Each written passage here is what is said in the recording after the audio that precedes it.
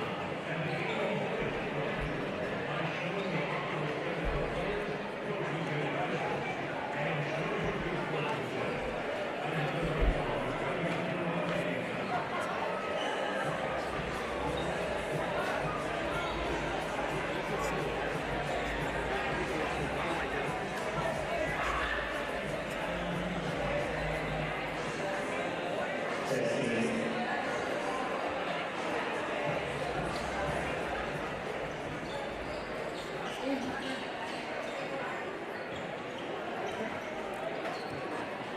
evening and welcome to the EHS Competition Stadium for tonight's varsity basketball doubleheader. Our first game tonight is the girls team representing Northwest Classen Lady Knights and your Enid Pacers. At this time, we have to conclude Classen Short Eagle, removing head shorthand, and turn our attention to the south end of the gymnasium as we honor our country with our national anthem. Performing the national anthem tonight, please welcome our Quinn.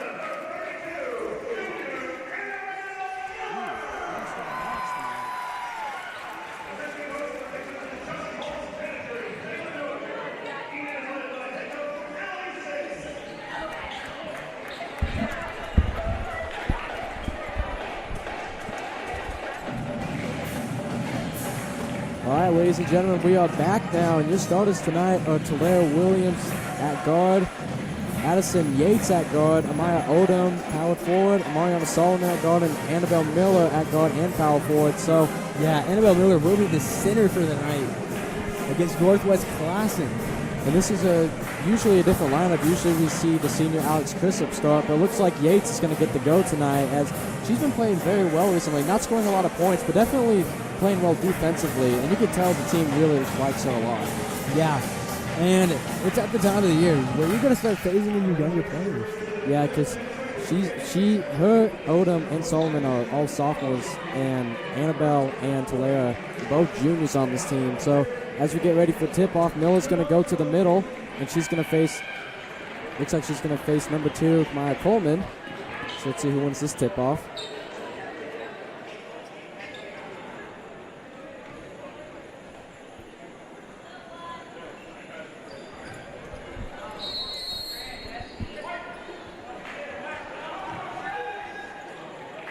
And Miller wins the tip-off, and it goes to Solomon already. She just wins that one with ease. Solomon driving up. Miller's got it now, taking a hard slam, looking for 3. Bangs it in. It's Talera Williams. I mean, if we look at the last time they met this season, it was 65-5 with the Pacers win. Just a dominating performance by the Pacers, and if they win this, they'll be 7-7 in district after that loss to Owasso. They ended up dropping to number 5 in district. So a win here tonight would put them at 7-7, and they do need more to lose if they want to reclaim that number 4 spot. So Solomon has the ball now, and she gets it out to Yates. Now it goes back to Solomon to the middle. Williams has it on the right side. Mills got it up the middle. Gets it over to Yates. Yates looking for 3. Bangs it in. Addison Yates. And that's 6 points already for the Pacers. When someone's hot, you got to ride the hot hand and let them shoot when they can. There's a reason Yates is getting the starts tonight over the senior, and so far she's been looking great lately. That's number 1 with the ball now. Guarded by Miller. The size difference is insane though. Now it's Coleman with the ball. Guarded by Solomon, and now Solomon steals that down the court. And she gets the easy layup, her first points of the night. Yeah, tonight's going to be a night about even scoring. Everyone on the bench is going to get a couple bit points tonight.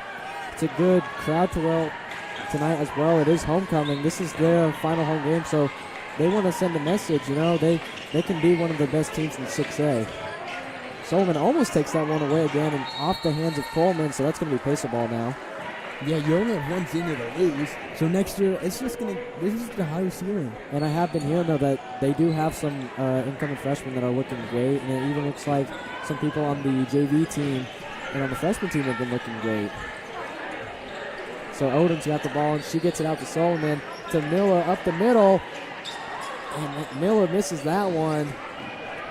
Now it's Coleman with the ball, driving down the court. And Solomon steals that again, her second steal of the night. Easy layup. Almost gets the and one, but she's going to go to the line. There was a lot of contact right there in that play. You could see them pushing against each other.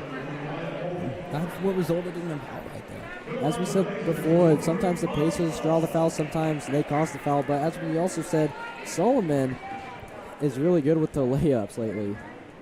So now she's looking for her third point of the night, and she's able to get it. 3 Pacers now with 3 points each. Yates, Williams, and Solomon now.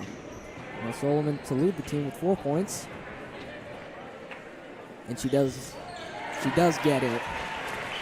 So to toss it in now is Gonzalez. And she does get it to Coleman.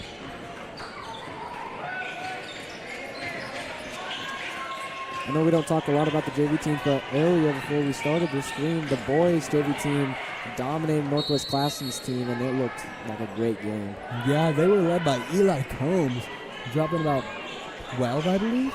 Eli Combs had 12. I think Gordon No ended up having 14. Yeah, it was a very well-rounded game for the JV squad. They're going to be a lot stronger next year if those guys can make the transfer up to varsity and keep all the power moving. And we might see a lot of them next year. So now it's Thomas with the ball, guarded by Williams. And now it goes back to Garrett, guarded by Miller. And looks like it's going to be a toss-up. And that's going to be Northwest Classen ball. And we already have a check-in. Number 25, Nigel Mendez is coming in. Now it's Coleman with the ball, and that one gets blocked by Miller. And now here comes Solomon again. He's not able to make that one. And it's number 12, Oakshire with the ball, but she loses that. And I think that's going to be pace of ball. It looks like each team is playing a different type of basketball right here tonight. So far, the Pacers have been playing aggressive, fast tempo, and it looks like Northwest Classen's been trying to catch them up the middle. But Williams passes in to Solomon now to the left side, and now she moves to the right. Odom with the nice little block right there. Mills got it. Now Solomon not able to get that, and it's rebounded by Thomas, who gets it out to Coleman. Gets it out to Garrett. Guarded by Miller. Miller able to hit that one and almost hits us right there. Hey, we haven't had anyone get on our table yet. We did have one almost last season, which was very close. Pass it in now is Northwest Classen. Puts it up the middle to Garrett, and now she tosses that one back to Thomas, guarded by Williams. And now Coleman has it, guarded by Solomon. Solomon steals it again, her third steal of the night. Solomon gets it back to Miller. Miller not able to make it, but Solomon rebounds, and she is going to draw the foul, though. Not really used to seeing Miller miss a lot, but good thing Solomon came in there. And she should be going to the line now. She's already got 4 points in the night.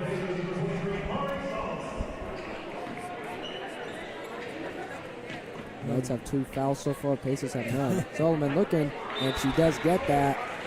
5 points on the night. Yeah, when you have a hot hand, you gotta just ride it. I think I've said that already, but you can tell when someone's hot. And so far lately, it's been Solomon. Usually the main story is about Annabelle Miller. She is a top 100 player in the state, but I would say Solomon is catching up. And she does make her second one, so now she has 6 points. And we're going to get a timeout from Northwest Classen as they're already down 12-0 within the first 4 minutes. This is a very dominating start of the game. It's what the Pacers need. After that tough loss to Wausau, they only lost 41-54. Actually, going into halftime, they were only down by 2, so they kept it very close. Just Wausau's a great team. They're one of the best teams in the state, not just in 6A, but overall. And it was a very great game. It wasn't what the Pacers wanted, but they still kept it close. And if they can use that game as momentum, they can go far this year in the playoffs.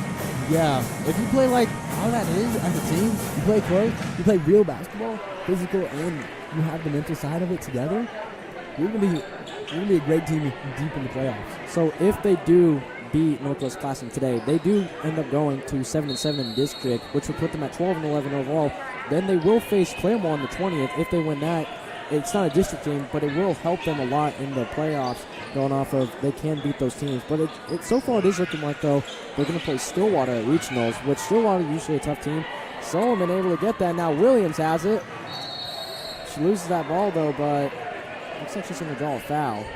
This game is also brought to you by Security National Bank. So Williams is now going to pass this one in. She has 3 points on the night so far. Does get it to Solomon, and now Yates has it. Yates looking for 3.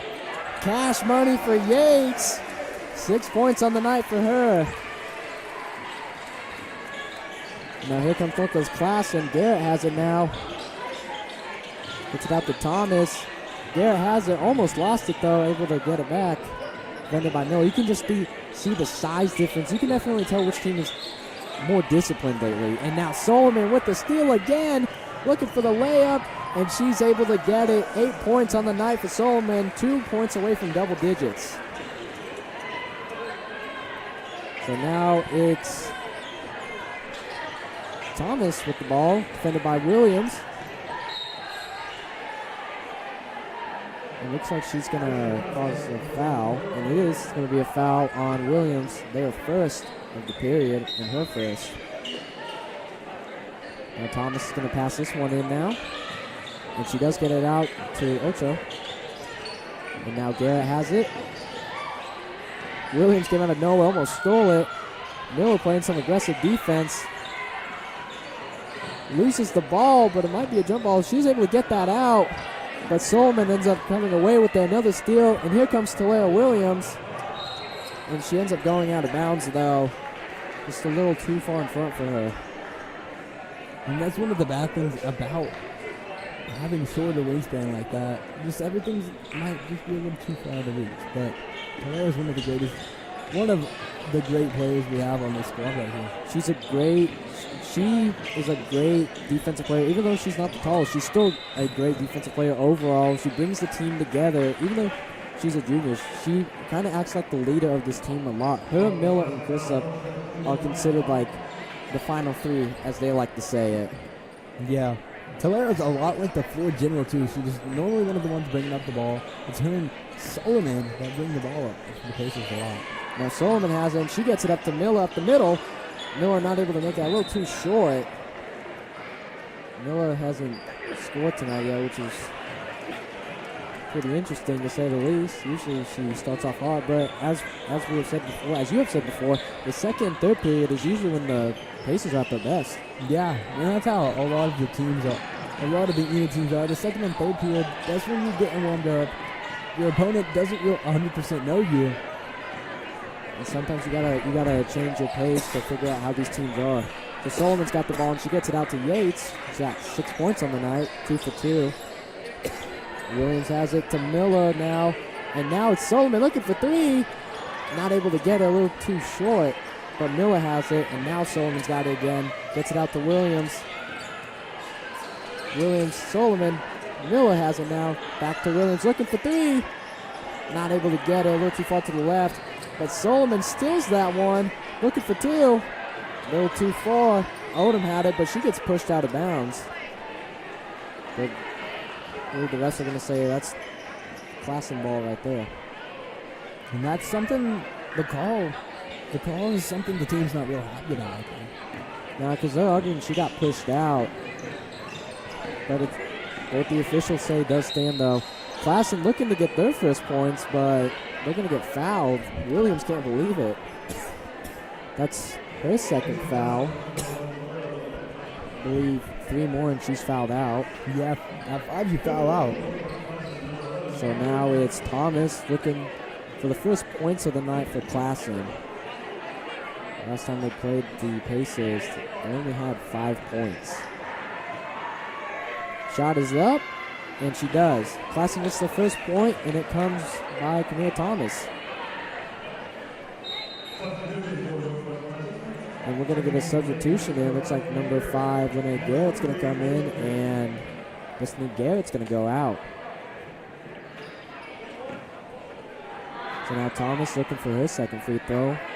Make it a 15-point game. Shot is up, and not able to make it. Rebounded by Solomon now, and Yates has it. Thinking about a shot, but doesn't decide to take it. She actually gets pushed. No call. Miller has it now. Now Solomon. Yates has it. Gets it to Odom. Miller. And she finds her first points of the night. 2 points right there for Miller. 19-1 now with a minute and 20 seconds left in this first period. Gets it out to Garrett. Yates trying to steal that right there. Not happy about the push there. They're looking for two. Not able to get it. Looked like it was going to go in. But now here comes Williams. Pass out to Yates. She actually loses that and she gets pushed. I think it's going to be pace of ball though. Yeah, it looks to be pace of ball right here. So Solomon's going to pass this in. And she gets it to Miller up the middle. Looked like a little moss right there. Talera has it. Now Solomon. Looked like that was going to go in, but not able to. Maybe try it again. 50 seconds left in the first period. Gets it out to Williams. Now goes back to Solomon. Now goes back to Yates. Solomon's got it now.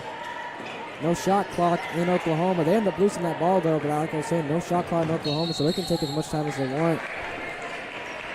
But it's going to be a foul by Solomon, her first, and that's the Pacers' third foul of this period. Yeah, 2 more, then they'll be in bonus for 32 seconds. Then it gets reset. So Thomas is going to pass this in now, and she does get it out to Renee Garrett. She gets it back to Mendez. Guarded by Yates. She actually loses it for a second. And they're going to call, I think, another foul on the Pacers. And they are. That's their fourth. And that one is on number 22, Maya Odom, her first. About 25 seconds left in the first period. Classen has time to try to get something. They actually lose the ball. Miller has it, and she was able to get that nice pass in. Now Solomon has it driving down the court. Gets it out to Williams. Odom has it. Not able to get it, a little too far out, and she does draw the foul, though.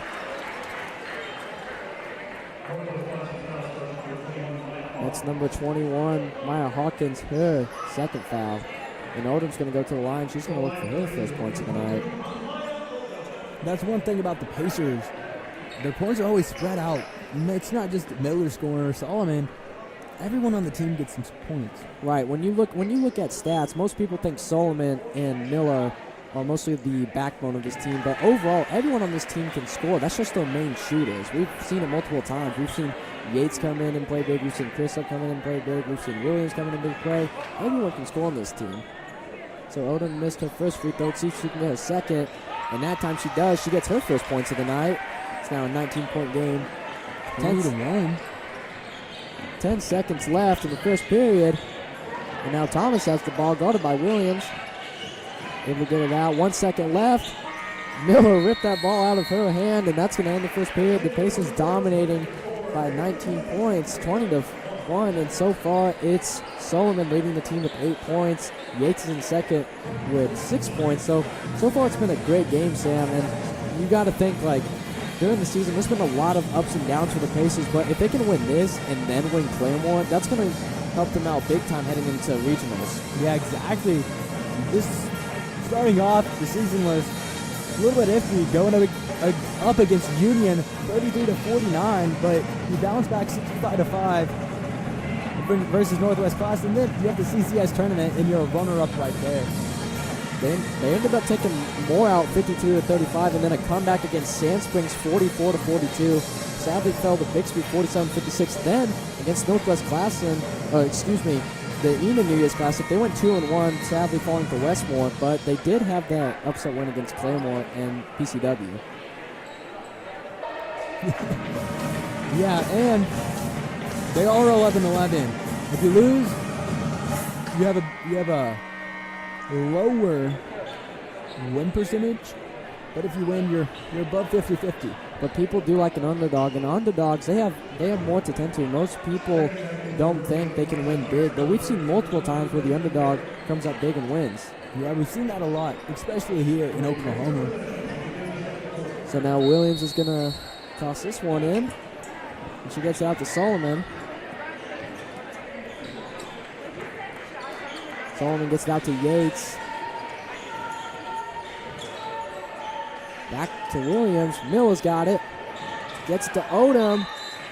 She does draw the foul, so she'll head to the line again, and that's the Knights' first foul already in the second period, and that's on number 5, Renee Garrett, her first. This is her second time coming to the line. So Odom looking for her second point of the night. Not able to make this one. See if she can get the next one. So far, in terms of district standings, it's mostly been Bixby, Union, and Owasso dominating, and then everyone else kind of trailing off a little bit. But we have seen some upsets this season a lot. Yeah, definitely. Odom misses her second one, but Miller's able to rebound it, try to give them a third chance. Williams has it now, gets it to Solomon. Odom has it now, gets it to Solomon. Now Yates has it. Had those 3 points earlier. Williams now has it. You can see Miller trying to set something up, maybe trying to figure out a good play to play right here. And as you just said that, she easily gets the 2-pointer right there, and now she's got 4 points. I think Northwest Classen knows that Enid relies on her up the middle, because other than that, usually Enid likes to take a lot of outside shots, especially with 3-pointers, but you could say that's Yates' specialty. And speaking of specialty, Odom with the steal, and not able to get the shot off, but she does go to the line again, and that's the Knight's second foul of this period. And fouling, especially in a game like this where there's obviously going to be someone who has the higher odds of winning, as Northwest Classen is 2-17 and they're 0-13 in district right now. And so far in the series history, Enid's winning 4-0. Last time these two faced, it was 65-5 in favor of Enid. Yeah, earlier this season. And talk about history, talk about PACA history. We're currently not 4-0. It's 3-2, I believe, because of the loss of football and basketball. Second shot is up, not able to make that one. They lose the ball though. Solomon with the easy layup. And that's 10 points on the night for her, double digits. Now it's 24-1. And as you said earlier, yeah, we're up against Ponca 3-2 now. You know, we possibly could see them in playoffs if we get lucky. And the next matchup will be April 2nd in soccer. And we usually have a great rivalry with them in soccer. Yes, we do. Williams with that steal now, and she's got the ball. Might be thinking of a 3-pointer here. But she ends up giving it to Solomon. Now it's back to Williams. Gets it over to Miller. Yates has it. Solomon has it now. Odom has it. Solomon now being defended well. Gets it out to Yates. Solomon, now Williams. Playing keep away. Miller's got it now. You can definitely see the size difference. Solomon thinking for 3 there. Now Miller has it. Driving up the middle. Gets the layup and the 1. And she's going to go to the line. 6 points on the night for Annabelle Miller. And that's going to be a foul on number 22, Destine Garrett. That's her first.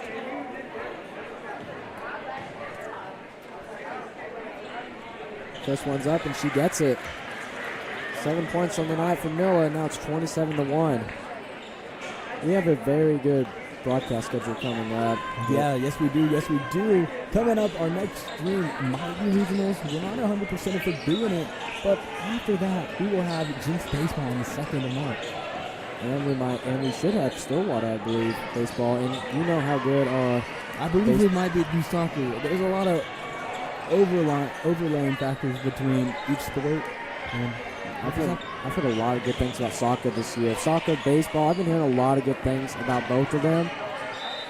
And, you know, baseball last year, disappointing end. They ended up hosting this regionals, but they just couldn't finish it out. But they're looking to reload this year. They lost some guys, but they also got some guys.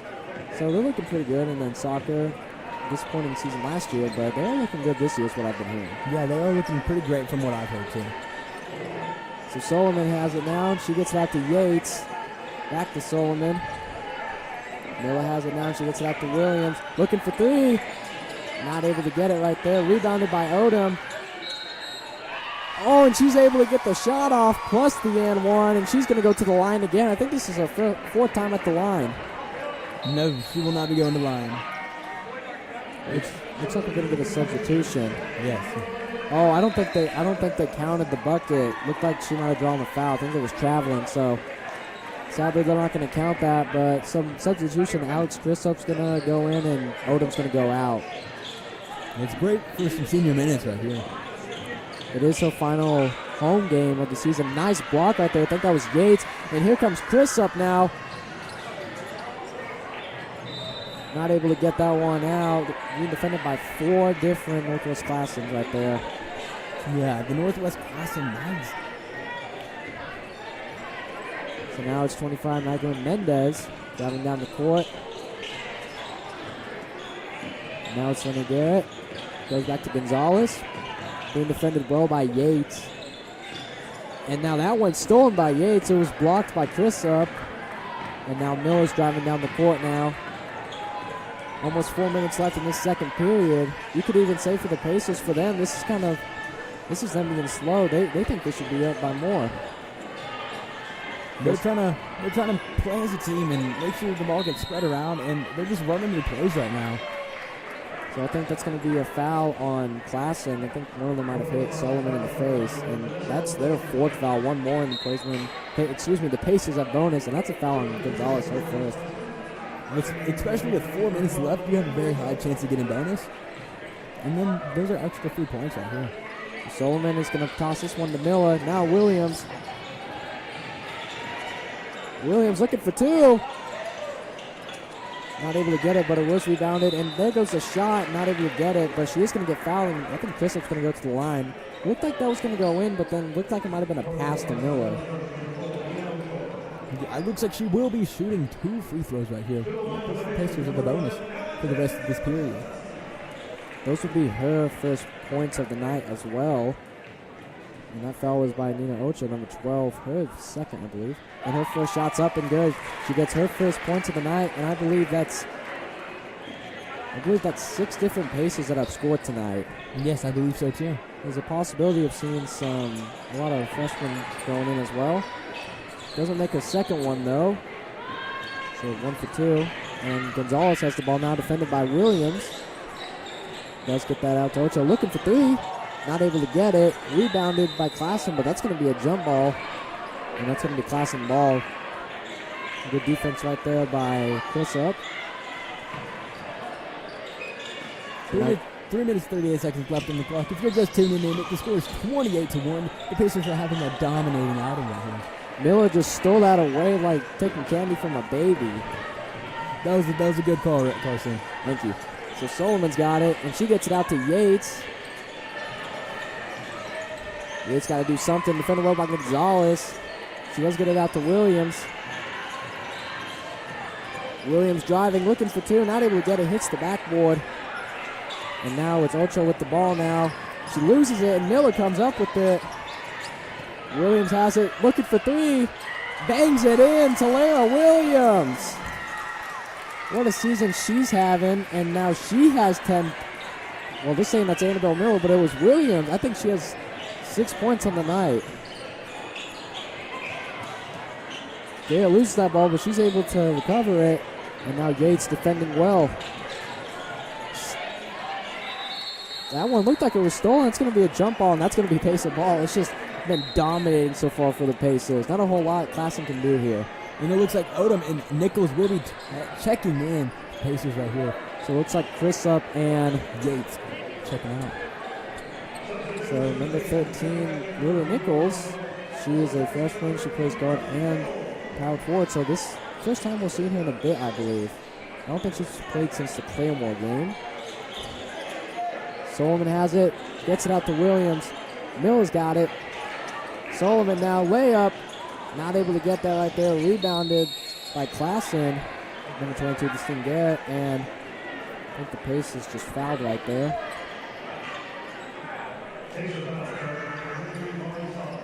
And it's going to be a foul on Solomon. That's her second, so she's got to be careful. Yeah, second Pacer foul of the period right here. So they ended up fixing it. Williams actually has 6 points on the night. Gonzalez with the ball now, defended by Odom. And they're going to go out of bounds, and that's Pacer ball.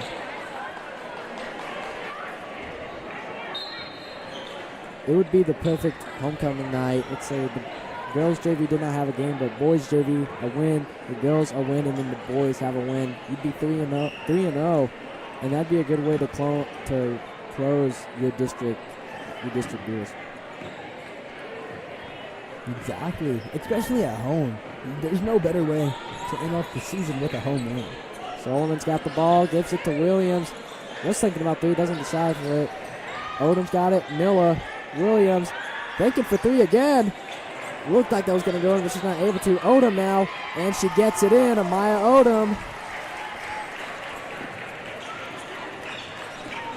3 points on the night for her. That's her first layup. 1:35 left on the clock for this period. And stolen by Miller. And she gets the easy layup. Annabelle Miller has 9 points now. Here comes Classen. Defended well by Nichols. Nichols got the ball. Excuse me. She was playing really good defense right there.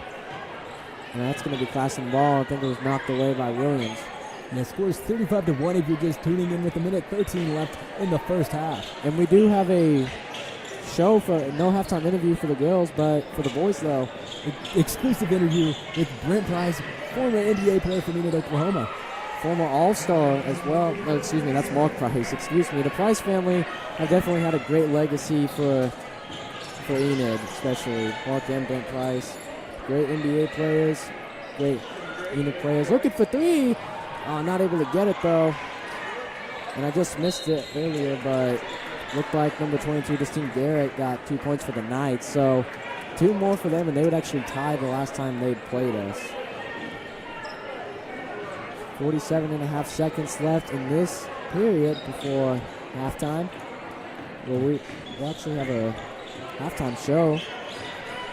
It's like a little sports update, I think. I believe, yeah. It's like a sports update, but not just basketball, but all the sports we have, wrestling, swim, track as well. So yeah, the three winter sports. And that's going to be pace of ball. I think that was a jump ball, and Miller was the one to knock it away. So Williams gets it out to Solomon now. 30 seconds left. Might just let the clock drain right here and try something. Williams has it now. She was thinking about it. Nichols has it. If you can get a 3 up, you might as well go for it. You're not losing anything if you can't make it. Odom has it. Gets it to Miller.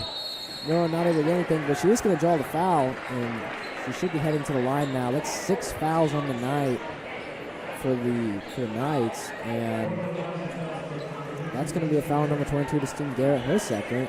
3-1, she's out. With 10.2 seconds left, and this game is brought to you by Security National Bank. A great bank for sure. So Miller, that's 10 points on the night, so now 2 Pacers in double digits, making it 11. Not able to make that one though. That's looked like it was going to be rebounded with some pushing and shoving, so it's going to be Classen ball right there. Looked like Odom had it for a second. So it's going to be a foul on Odom. That's her second. And with 5 seconds left, Gonzalez has the ball. Going to try for the 3. Not able to get it, and time is going to run out, and just a dominating half for the Pacers, up 36-3, a 33-point game. Sam, what are your thoughts so far? I mean, you can just tell this is an outing for the Pacers. They put in the work, and they put in the hours, and they're going to take what's theirs. It's absolutely pivotal that they win this game, because if they do, they end up going to 7-7. They need more to lose, though, for sure this week, if they want to do better at regionals, for sure. But so far, ladies and gentlemen, that's first half, and we'll see you after this. Excuse me, we will see you after the halftime show only here on EPS TV.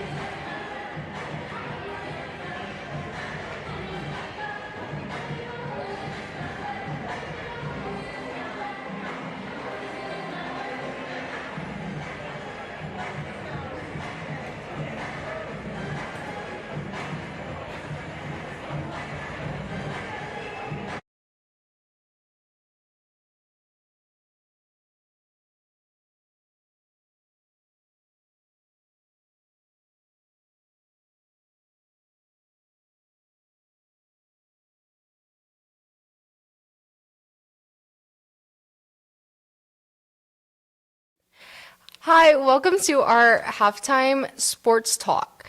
And today, our Enid Pacers are playing Northwest Classen, and they're playing a really good game. I think the score is 36-3, and yeah. Yeah, it's been a great game. Lots of girls are getting in. Lots of girls are having opportunities to score. Should be a good night. We also have our Palm girls out supporting and our band as well.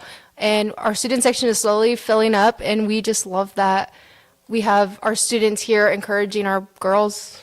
Yes, it should be a good night. We've had lots going on. Our winter sports are wrapping up, getting ready for postseason play, and spring sports are starting to kick off.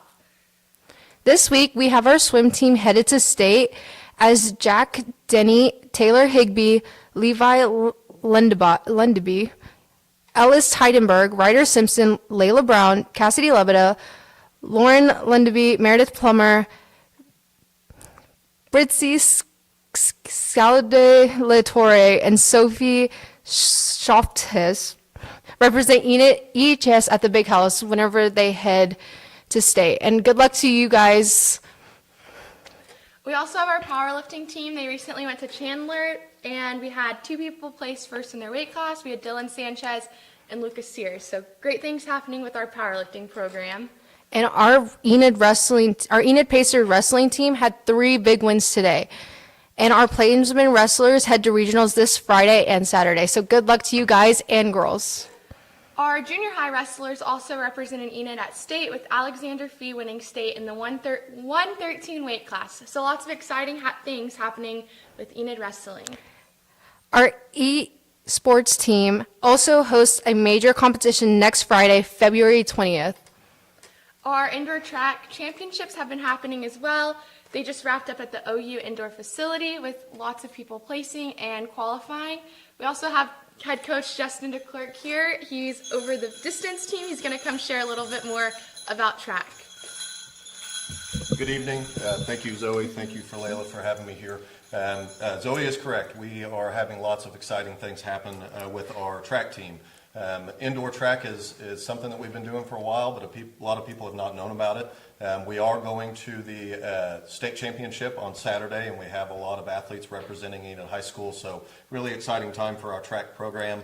And if you can get out, we'd love to have you. We'll be at the University of Oklahoma at their indoor track facility on Saturday, starting around 8 o'clock in the morning. Big things happening with Enid track. Yes, thank you, DeClerc. But that's not all that's getting ready to kick off. Our baseball, soccer, softball, tennis, and golf will start up in March. And if you can find your EPS Vision team keeping up with all the EH sports, so keep looking on YouTube, and we are streaming most of our games. We're so excited for a night full of basketball. Stay tuned, keep watching, keep cheering on your Plainsmen and Pacers. Go Enid! Thank you.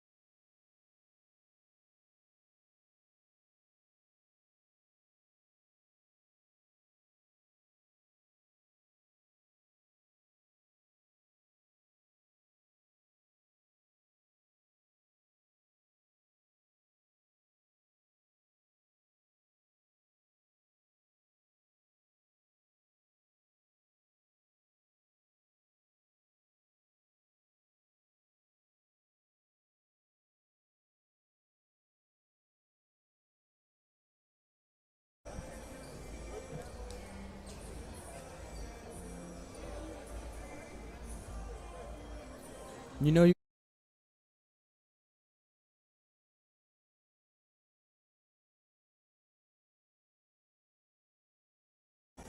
and we're back for coverage tonight here on EPS TV for the Pacers versus Northwest Classen. We're heading into the third period right now.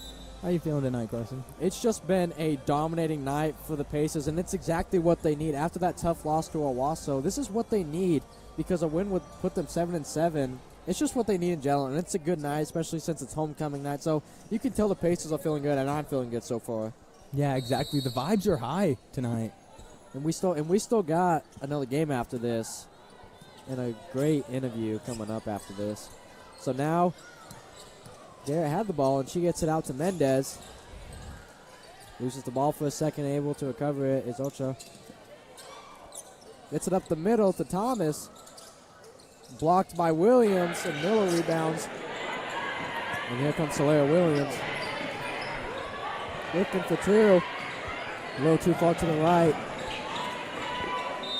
Scramble for it, and it's a jump ball, and that's going to be, I think that's Northwest Classen ball. This is definitely going to be an outing tonight for the rest of the game. It looks like the Knights are trying to figure out the Pacers, but they really can't figure it out. Pacers to pass it in now, and it's Yates coming back in this game. Gets it to Miller. And that's stolen by Knights, number 22, Garrett. Gets it over. Tried to got it over to number 12, Mira Ocho, but that goes out of bounds, and Addison Yates to pass it in now. Here comes Ray Williams now. Solomon with the ball. Defended by Thomas. Gets it up the middle to Miller. A little too far in for Miller, and not able to make that one, but looks like she goes shaken up right there. Might have gotten slapped in the face.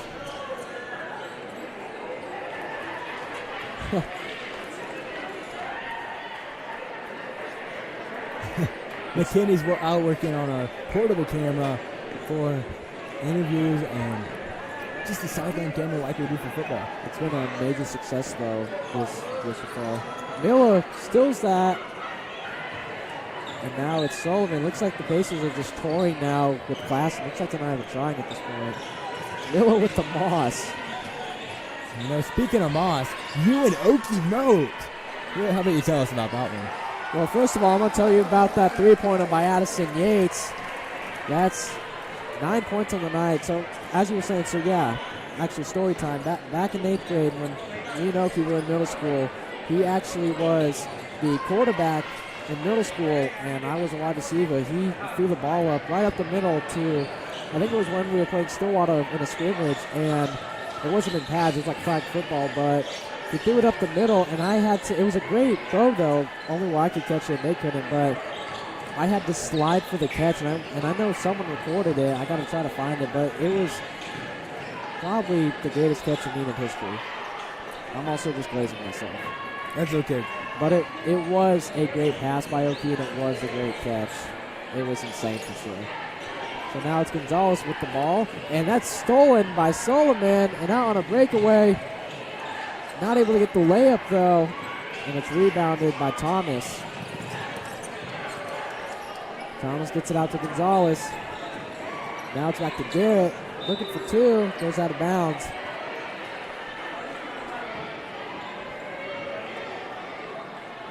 And looks like that's going to be Classen ball, and the pass it in is Mendez. Looks like some pushing and shoving right there between Miller and Garrett. Looks like the two accidentally got caught up, and ref breaking it up a little bit. It looks like Miller's just messing around with them tonight. Looking for three. Not able to get it, though, was Thomas, and that goes out of bounds. And that's going to be Classen ball again. And Mendez is going to pass this one in. Yeah, it looks like Miller's just toying around, enjoying the night right here. Well, she's got double-digit points already, and that was nowhere near a three, and that's going to go out of bounds. That's going to be Classen ball again, I believe. And it is. It's going to be Gonzalez to pass this one in. And she does get it to Thomas. Almost stolen by Solomon again. Knocked that one out. And that time it is stolen by Talea Williams. Out on the breakaway. And she's able to get the easy layup. 8 points on the night for Williams, 41-3. Last time the Pacers scored 65. We're going to get a timeout by Northwest Classen now. That's their first of this period. 3 minutes and 15 seconds left in the third period. So far, it's just been a dominating night for the Pacers, and it's exactly what they need. For Northwest Classen, though, not a good night. Yeah, Northwest Classen, they're coming off a loss, 6-80 versus Tulsa Union. Well, last year, even though they're 2-17 this year, 0-13 in district, and then last year they went 2-18, so pretty much the same year for them.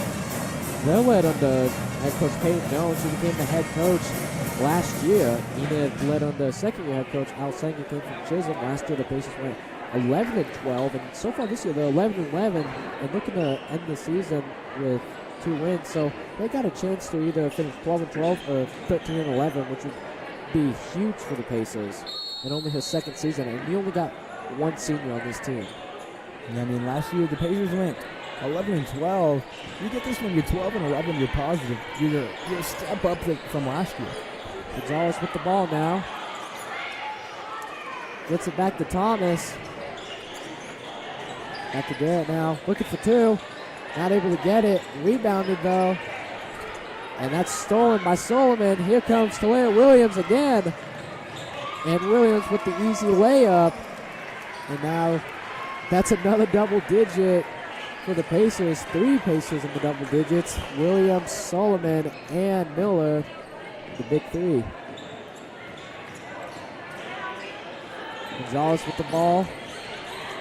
And now it's Ocho. Now she gets back to Gonzalez. Williams with the steal again. Out on another breakaway. Not able to get the layup that time. Solomon has it though, and it's going to be a jump ball. And I think it's going to be a Classen ball. We got some substitutions in now. Nichols and Chris have come in. Yates and Odom are going to go out. So it looks like they're keeping the big 3 in, but they're going to rotate. They're going to rotate the 2 rotation players on and off. So now it's 11 for Thomas now. Gets it out to Mendez. To Ocho now. Up the middle. Loses the ball though. Almost did. It's a jump ball. And I believe that's pace of ball, and it is. Williams will be inbounding right there. And she's going to get out to Solomon. 40-point game right now. Just domination by the Pacers. We've seen this before, and they're doing it again. And they're not stopping either. They still got a whole period to play. And there's a foul. Miller made the 2-point, but they're going to wave it off. So Miller's going to go to the line, and it's a foul by Kira Thomas for a second, and that's the first foul of this period by either team. So Solomon to pass this in now to Miller. Chrisup has it now. Chrisup looking for 2, not able to make it. Great rebounding by Miller, and she gets the easy 2. 12 points on the night, and she leads the team now. Yes, the stream is also brought to you by Security National Bank. 1 minute left in the third period. Gets it out to Garrett. Looking for 3. A little too short right there. Yeah, it looked like it was going to go out of bounds, but it was kind of a save by Layla Greer right there, but ended up going to Miller. Nichols looking for 3. Able to make that. That's her first point tonight, and that's 7. I believe that's 7 Pacers that have scored now. I believe so too. That's just something that's great about the Pacers squad. Scoring is everywhere. Looking for 3 now. Not able to get it, and it's rebounded by Garrett. Being double guarded right there. I think the Pacers. And it's going to be a foul on Chrisup. I think that's her first. About 14 seconds left in the third period. Yeah, 14 seconds. This team and they scores 48-3. With the Pacers leading this charge. 5 seconds left. Chris trying to steal that one. It's going to be a jump ball. And that's going to be Classen ball right there. And that's going to end the third period. The Pacers dominating 48-3, a 45-point game for them. It's what they need tonight, especially after our Owasso loss. Yeah, exactly. When you play a tough team like Owasso is third, I believe. I believe they're third. Yeah, third with 17. They're 17-6 right now, 11-3 in district. And Owasso's 11-11. I mean, Enid's 11-11. But you come off of a lose like that, a loss like that, and you come up and dominate the next game. That just shows that you're using every loss as a way to get better. It shows that I don't know if they fully moved past this game. They most likely using this as motivation to say, hey, we're not done yet. We can go deep this year. But so far, like, if you're going off a record, Union, Owasso, and Bixby have been dominating. Bixby leads the district. They're 11-1 in district. I think the only losses came to Owasso. They have 142 district points, and Union is in second with 18-5. They're 11-2, 133 district points. So what the Pacers need tonight for sure is they've already clinched this win pretty much. So they moved to 12-11, 7-7, but then they need more to lose tonight. I don't know if more plays tonight. I have to check, but they need them to lose for sure though. So now it's Thomas with the ball. Gets it out to Mendez and gets it out to Greer. Stolen by Solomon again. Here comes Taylor Williams on a breakaway. And she gets the easy layup again. 50-3 now, and I think that's 12 points on the night. The Pacers are just taking this one away. And they're getting ready to substitute 3 more people in, it looks like. It looks to be Maya Odom, Eddie Yates, and then Mara Baker. We haven't seen Baker play in a bit. She was considered a star freshman at the beginning of the year. Looks like the mercy rule. There is no mercy rule, though, in Oklahoma, but what they do, instead of a mercy rule, they'll keep the clock rolling, though. If you're up by, I believe if you're up by 40 points is when they keep the clock rolling no matter what. So that's rebounded by Odom, and she gets that out to Yates. Looks like Union's going to rest the main starters now. Nichols gets it to Baker. Odom looking for 2. Not able to get it, though. And it's rebounded by Garrett, and she gets that out to Ocho. Ocho gets that out to Garrett, looking for 2. Able to get it in, and I believe that's Garrett's second point of the night. Now she has 4. And that far, a little too far out left for Yates, and that's going to be passing ball right there. Excuse me, that's going to be pacer ball. Looked like a Classen player touched it. So Yates is going to pass this one in. She has 9 points. Nichols has 3, and now she gets the ball. Gets it to Yates. Yates gets that back out to Nichols. Now it's Chris up. Odom has it. Chris up has it now. Gets it up to middle. Now it's to Yates looking for 3. Not able to get it that time. That's the first time she's missed tonight. Little hard pass right there by Chris to Yates. Yates looking for 2. Not able to get it. Rebounded by Odom. Odom's not able to get it. Rebounded again by Odom. And now she gets it. Third time's the charm right there. Amaya Odom now with 5 points on the night. Thomas with the ball now. Gets it out to Garrett. Not able to get it though. Rebounded by Baker. And now Nichols has it. Gets it out to Chris up. Chris up gets it to Odom. Yates has it. Nichols. Now it's back to Yates now. Nichols has it. Chris up now. Nichols has it now.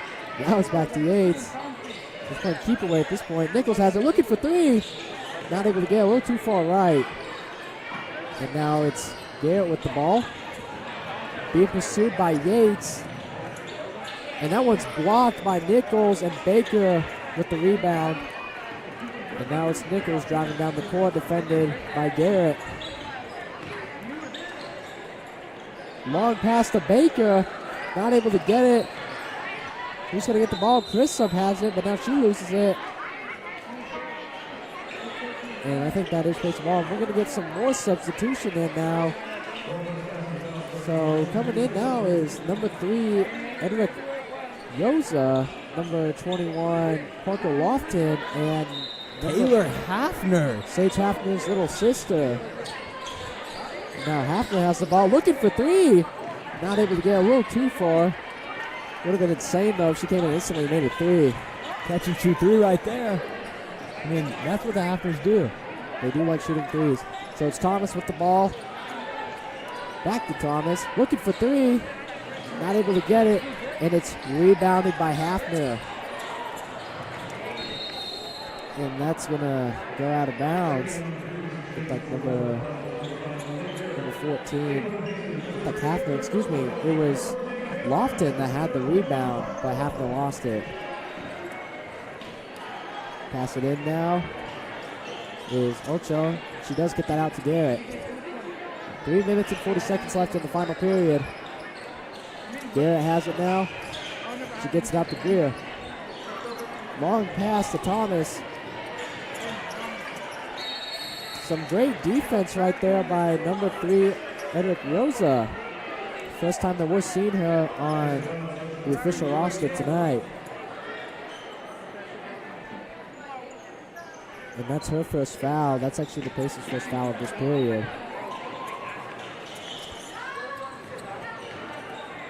It looks like they're playing some great communicative basketball. Garrett looking for 3, a little too short. Who's going to get it? And Northwest Classen gets it, and they're going to draw the foul. Yes, this game is brought to you by Security National Bank.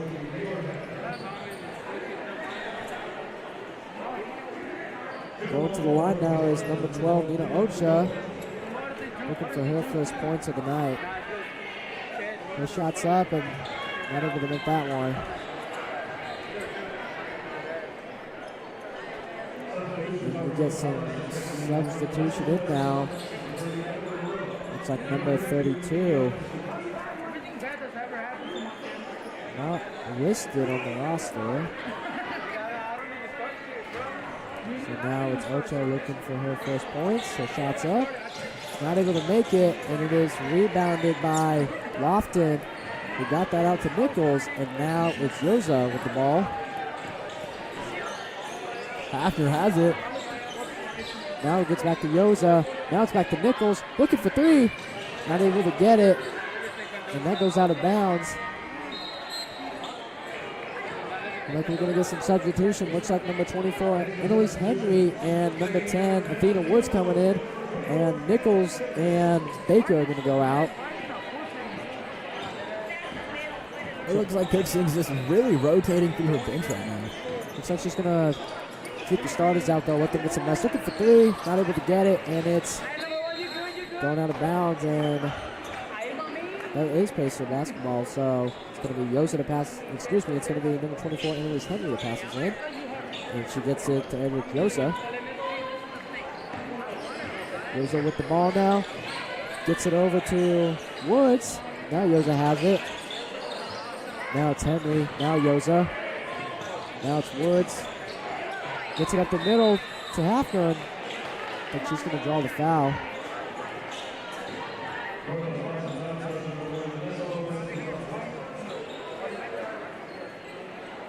So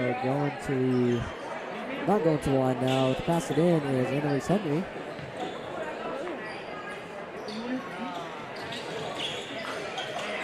They're going to get this one in, and that one goes out of bounds, and that one's going to be Classen ball now.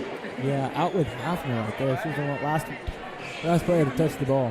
A minute and 10 seconds left. Pacers up 52-5. Almost a recap of what happened last time.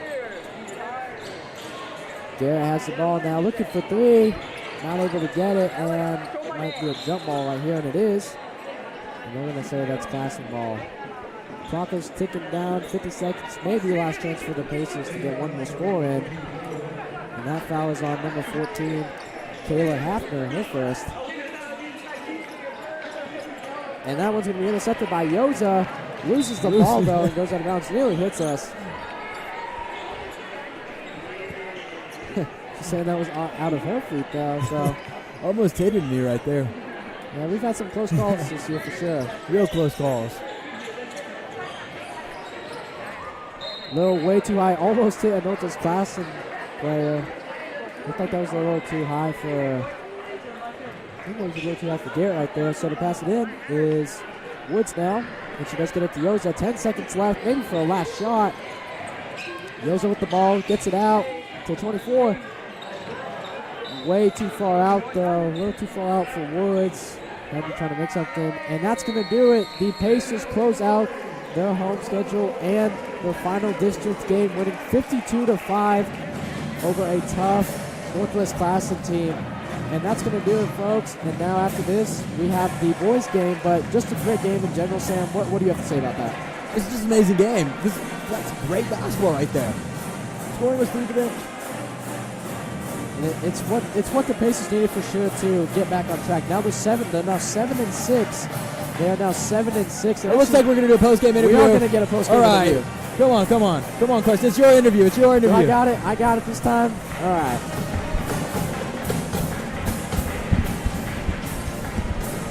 All right, so now we actually have Tulare Williams. Tulare, how was that game for you guys overall? It was really good. I feel like we came out ready to play. Like the whole season, we've been ready.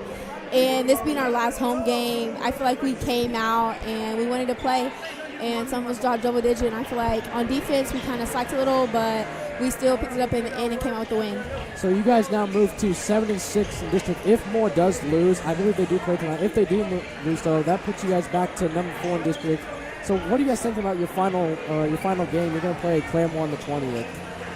When I feel they came here and we played them in our tournament, and I feel we played really good, but they did stay up in competition with us. But I feel like on Friday, if we go and play our game like we've been playing, tough defense and running our offense and scoring off of it, it'll be a good game, but we'll pull it out. And I wish us the best of luck as we go out there on this long drive and journey. And I feel like that game is going to push us to winning it more and going into the first round of regionals for Stillwater. So last question for you real quick. How did you feel about the younger people tonight? You had a lot of freshmen and sophomores coming, and they looked like they did very good tonight. Yes. I like that they were able to step up and be comfortable with getting in the game. And we actually had some middle schoolers on our bench, and I looked forward to them being there and looking how we all are there for each other and as a team. So as when they come up to high school, they're ready for that. And as our sophomores came in and played, they're not used to the varsity minutes, but I feel like that game just showed them like they can be in any game and compete with anybody.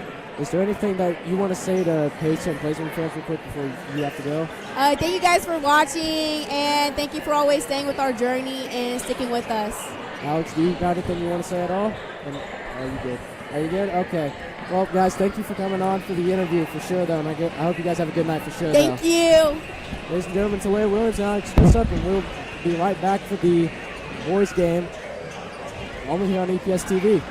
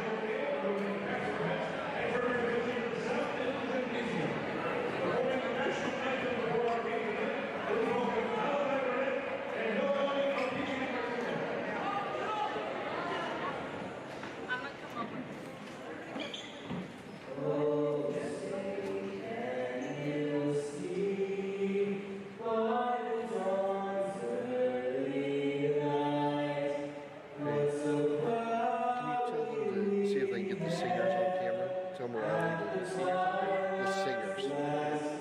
Hey, McKenny, they can hear you. And Mariah, can you get the camera on the singers on there?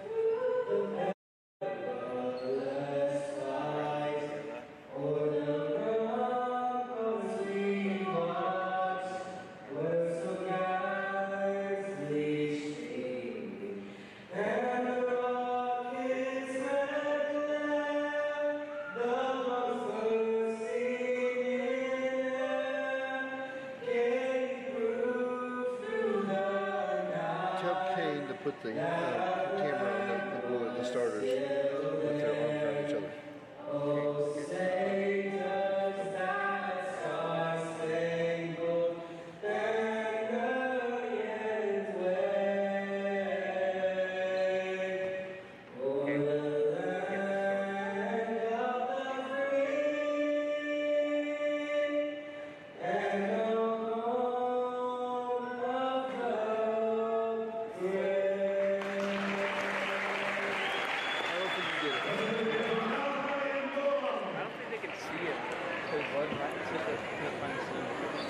I said singers. That's what I want.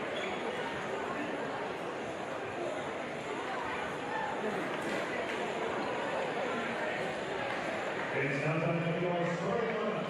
First quarter is the Northwest Classen. Number 10, Orlane Evans. Number 14, Quincy Evans. Number 22, Brett Cardinal. Number 23, CJ Clark. And number 25, Charles Parks. Assistant coaches for Northwest Classen are Brett Evans and Terry Moore. Tonight's led by head coach John Linder.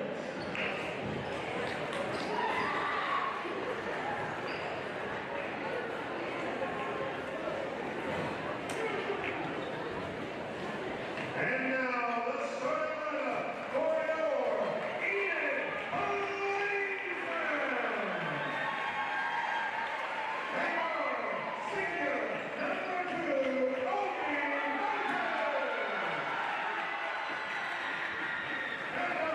junior number 3, John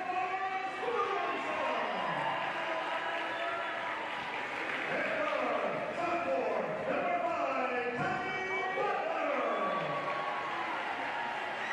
And our senior number 13, Julius Mitchell. And our senior number 14, Jaden Holder. Welcome back to the start of the. Excuse me, I had my script mixed up. The Plainfield are going to host Northwest Classen Knights in the key 6A district matchup. Both teams bring very different styles tonight, Sam. Enid prefers structured half-court offense and controlling the pace, while Northwest Classen wants to speed the game up and create scoring off pressure. Yeah, tempo and possession will count. Will be critical. Enid looks to protect the basketball and run efficient possession. Northwest Classen thrives in transition. Their guards will apply constant ball pressure and try to turn stops into points in a hurry. Defensive execution and rebounding will set the tone in this one. Enid wants to stay patient and use half-court sets. If Northwest Classen can push the pace and force turnovers, that could swing momentum quickly.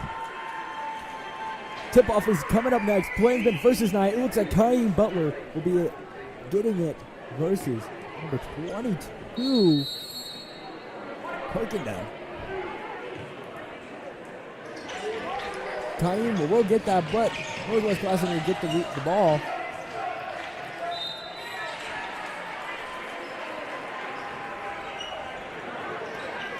Already got a foul. Hasn't even been 10 seconds. Yeah, Javaris Williamson will be getting that foul right there. It looks like Number 14, Quincy Evans will get to shoot these ones. First one's good. And then halftime, we got a interview with Brandon Price, former NBA player. and we get to find out who the homecoming king and queen are. I know who I'm rooting for. Jaden Moore. Mitchell has it. Moving things around. Gets it up. It's good from Julius Mitchell. Scores 2-2. He's already hyped up as well.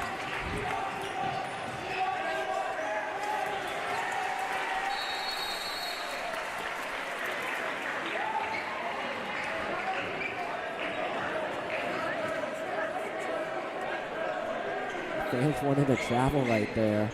But that was some pretty good intense by Mulder. Yeah, Mulder is known for that intensity. I mean, I've looked at the scouting report.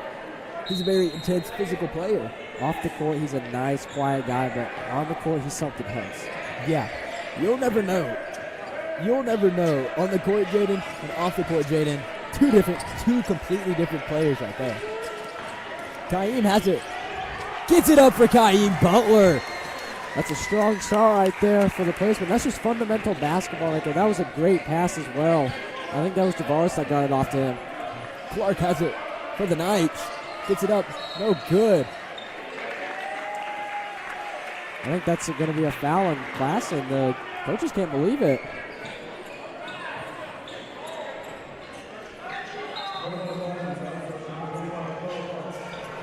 Parks gets the foul call right there. Mitchell has it for the Plainsmen. Euro step. No good.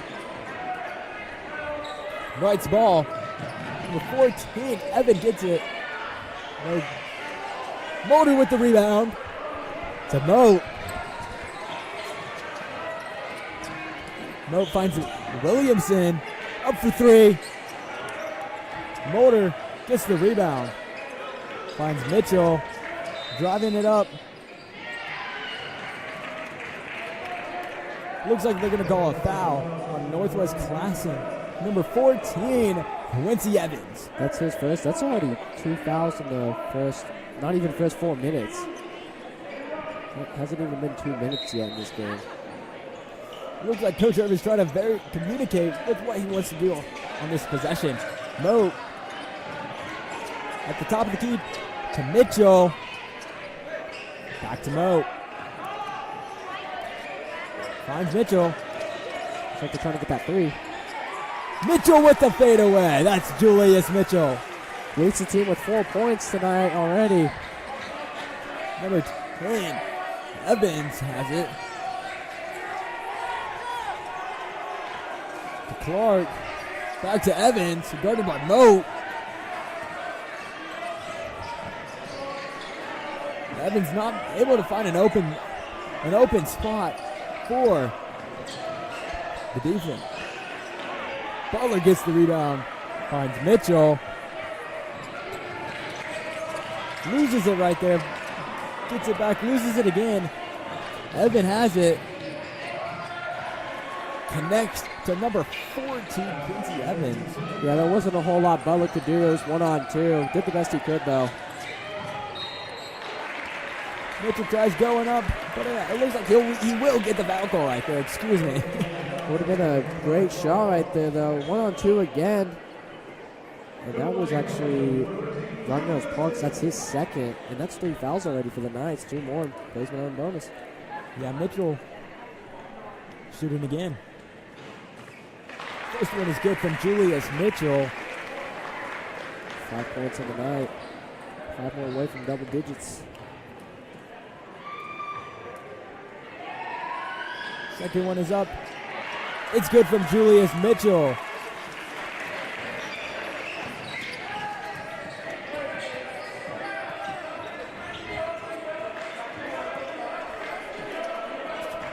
Evans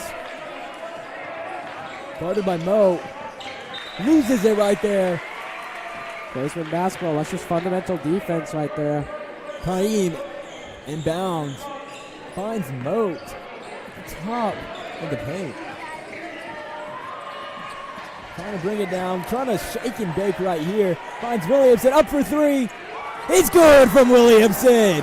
Cash money right there for Williamson. That was a great pass by Mo as well. And we're going to get a timeout. That's what the players been want already. That's a great start for them. You can already feel the excitement.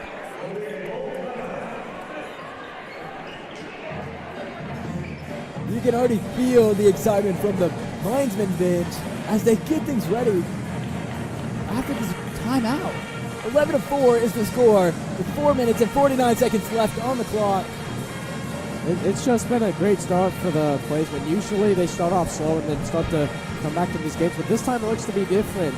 This is the final home game, yeah. Final home game, especially for most of these seniors. You know, Mitchell, Oki, Jaden, and you know maybe some others, but still, like, they want to end it strong, especially on homecoming. And then after this they got Clam on the 20th, and then they want to go to the playoffs deep. Like, they automatically qualify for the playoffs, but a win here tonight, especially an upset. This would be an upset because Classen, I know they're 8-13, but Enid's only had 3 wins this season, so this would be huge for them though. They want to finish this strong.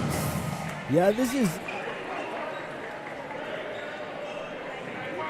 It looks like Northwest Classen 6 and Enid is 8 from what I found. Yeah, because Ponca beat Enid the last time they met, which moved Enid down since Enid only has a district. But Enid wins this, they'll have 2. Ponca only has 1, unless Ponca gets a win and sets head-to-head. But they're both 1-1 against each other, so I think even if Ponca were to win, I think Enid would stay over. So it's a must-win here. It's a must-win tonight if they don't want to finish dead last in district. Yes, must-win situation. 3 from number 23, TJ Clark. What a pass. Williamson. Back to Butler. For 3. Motor with the rebound. Good from Jaden Motor. That's textbook basketball right there.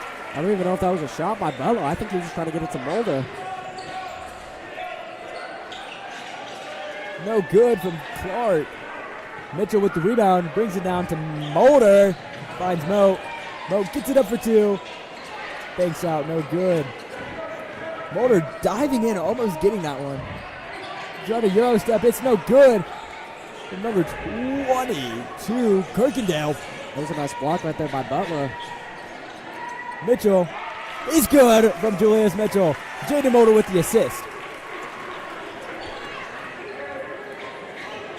Number 10, Evan brings it down for Northwest Classen Knights tonight.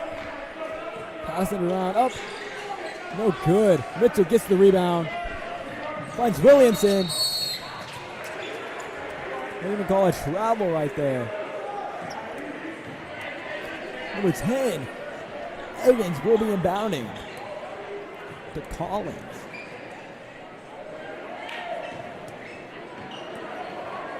Collins is going to bring it down for the Knights right here. Finds 22. Kirkendale gets his first points of tonight. Smoke brings it down, loses it. We're going to call a kickball right there. I don't think it was on Mo. I think it was on Classen, so they still keep the ball though. Mo's just got to find someone open there. It was also a 2-on-1 situation, so we had to get it out quick. Yeah, especially in these, you can't put 2 and not know what to do with it right there. Williamson has it, trying to get around. Got to get over half court. Finds Motor. Good defense by Classen. Mulder lost the ball, but it's still plays with basketball. Motor is definitely, I went to Legacy Basketball evaluations. Jaden Motor's a different beast. He was leading all the warm-ups, leading all the younger guys. It's great basketball. Basically a team leader. That's the type of guy you want on your team. Exactly. 23. Finds Collins. Looks like they're going to draw the foul right here. So as I'm looking, Northwest Classen, the 7-13, the 3-8 in district. Enid 3-15, and the 1-11. Parker's 2-19 and 1-10. So Enid definitely needs to get the win here tonight if they don't want to finish dead last in district play. Yeah, exactly. Scores 15-11. 2 minutes and 52 seconds left on the clock, and this game is brought to you by Security National Bank. Motor inbounds to Mitchell. Loses it, gets the Moat. Looks like Coach Irving is going to call a timeout. Could also see some substitution. It looks like, as we said earlier, it looks like Northwest Classen trying to get into that tempo down, and Irving wants to slow that down because, you know, a team like Northwest Classen, even though they don't have the best record, if they got a tempo going on, it's definitely very hard to mess up that tempo. Yeah, exactly. Northwest Classen, they're guard heavy. And they have a junior dominant core. And they really score off of transitions. And for Enid, they have a structured half-court offense. Then interior rebounding is a big part of the Plainsman offense, with Jaden Mulder getting most of the rebounds, and it's guard-led. Yeah, the Knights' main players are Jaden Cross, lead guard, offensive organizer. Then they have DeMille Moss, he's a downhill attacker. Then they have Kyler Jenkins, linked in the front court, and he's a defensive rebounder. But for Enid, Julius Mitchell, main scorer, Zavaris, perimeter threat for sure. Moat loses the guy, gets it up.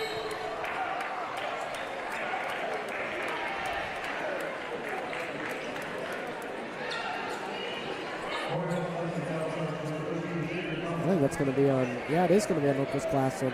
It's a little dangerous move by Oki right there. Yeah, real dangerous move right there from Oki. But he got it right there. Let's see if he can make these two, though. First one's good from Oki Moat. Those are his first points of the night for his final home game. I do have an Oki Moat button on my lanyard right here. Yeah, who are you hoping wins homecoming for the boys? I think we know. Jaden Mulder. Oki Moat. And he got his second shot up right there.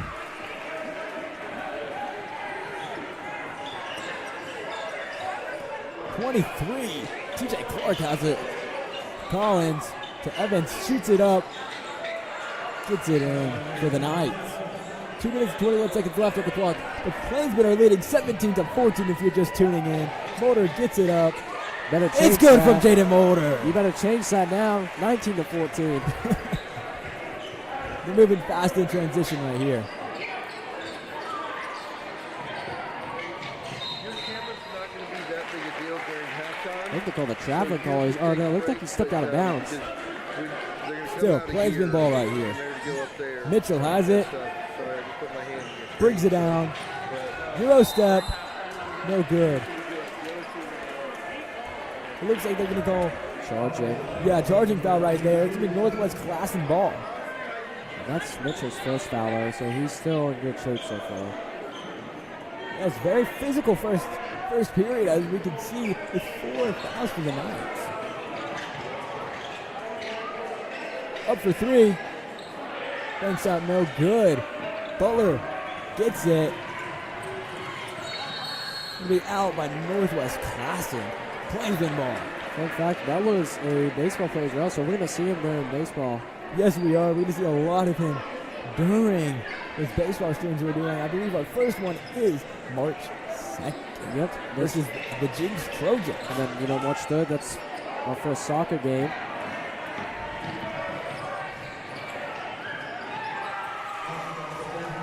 Number 14, Quincy Evans gets it for Northwest Classen. Finds Mulder to Mitchell, up for fadeaway. It's good for 2. Just too easy for him right there. That's his specialty. And that's double-digit points for him. It's the first placement to hit double digits. Almost stolen by Mulder. No good. From number 14, Quincy Evans. No, to Mitchell. Minute left in this period. Shake and bake. Finds Williamson, up for 3. It's good from Williamson. No rim right there at all. That's the definition of fundamental basketball. Just a lot of teamwork right there. That one was nothing but net. 24-16 if you're just tuning in with 39 seconds left to go. Butler gets the rebound, finds Mulder.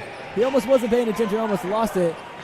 Gives to Northwest Classen, gets the rebound. I'm going to be honest, I don't know how he missed that. Oh, Mo for three. Banks out, no good. Try again. It's good from Williamson for two. It's a 10-point game now, 10 seconds left. Classen got one more chance. 9 seconds left on the clock in the first period.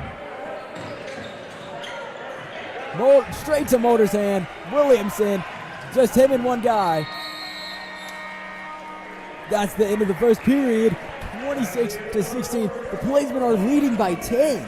Just a dominating half. This is what they want, fundamental basketball. None of that just by yourself crap. They want the team to work together, and so far it's been working. Mitchell's been making those easy layups, those easy shots, and then, you got Javaris in the corner with the threes, and, Mulder's been playing great defense. Oki's been playing good defense. Butler has been getting those rebounds. That's exactly what they want. They're messing up Classen's flow right now. Yeah, exactly. Earlier in the season, Northwest Classen did play the Plainsmen, and it was a Plainsman loss. 68-91. Plainsmen, they're coming off of a 30-88 loss, and Classen, they're coming off of a tough loss of their own. I guess they lost 19-57, which is insane. Yes, I believe it was Union that caused that loss for them. And just like for Ghost District, Owasso and Union have been dominating. Owasso's 18-5, 12-1 in district. Union 16-5, 11-1 in district. And right now, Enid is sitting at the very bottom. So a win tonight would most likely put them at number 7. I don't know who they would have for regionals, but my guess, maybe they play Stillwater again.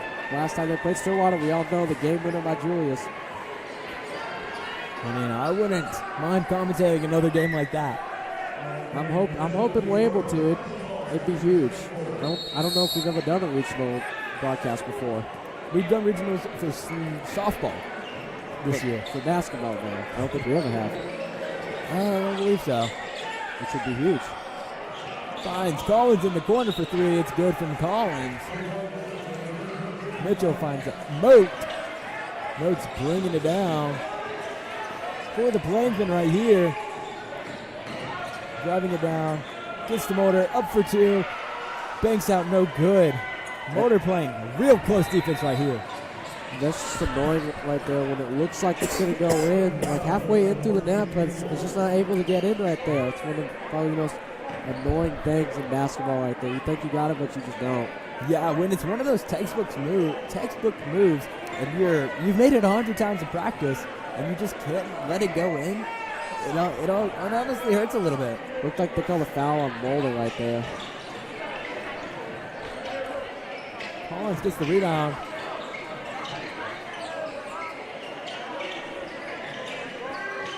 Evans drives the lane. 22. Classen's starting to find a little rhythm now. Herkindale gets that. Williamson has it. To Mulder.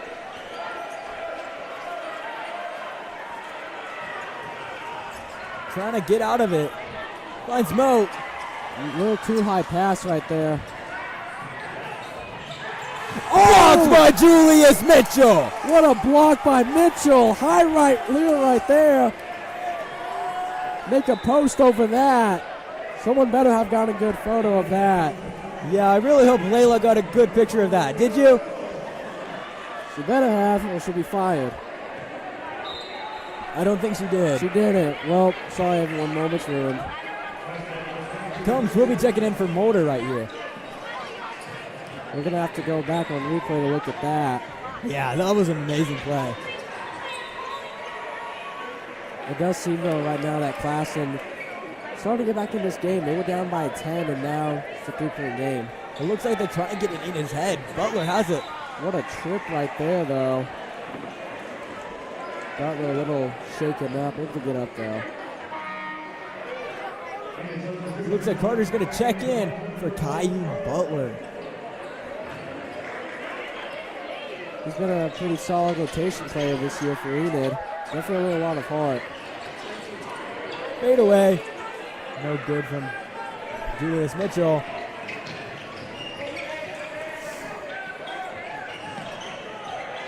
Passing it around. Knights, no good. Collins gets the rebound. Looks like they're going to call a foul right there. I think it's going to be on Carter right there. Yeah, it looks to be like on Carter. Excuse me. That's going to be 2012 Number 22, Braylon Kirkendale goes to the line. 26 to 23. No good from the first one.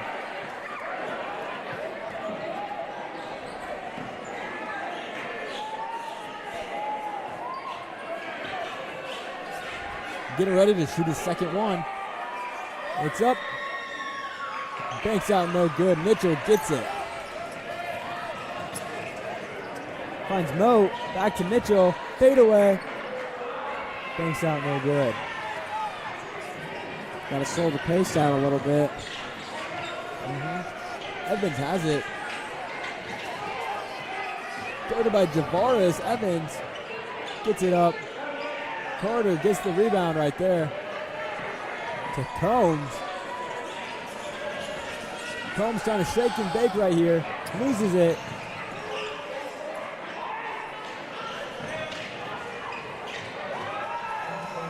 There's number 14, Quincy Evans getting it for the Knights right there. 25 to 26, 5:31 left on the clock if you're just joining us. Carter has it. Combs. Lost it right there. Maybe a foul from Javaris. Motor's going to be checking back in. No Eli Combs. No points so far for the Plaisman in this period, which is not what they need. They had a strong start. Got to keep that pace going, though.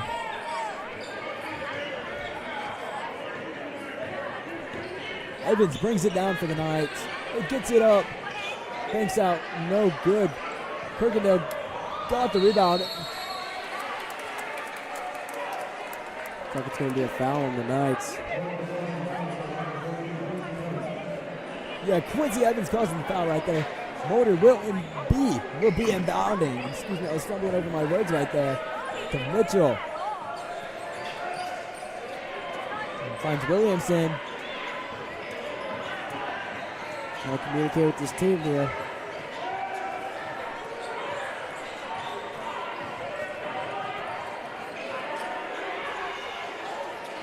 Finds Mo. Mo brings it down. Loses it. Williamson looks to be the last one touching that Knights ball. Looks like Gordon Note's going to come in.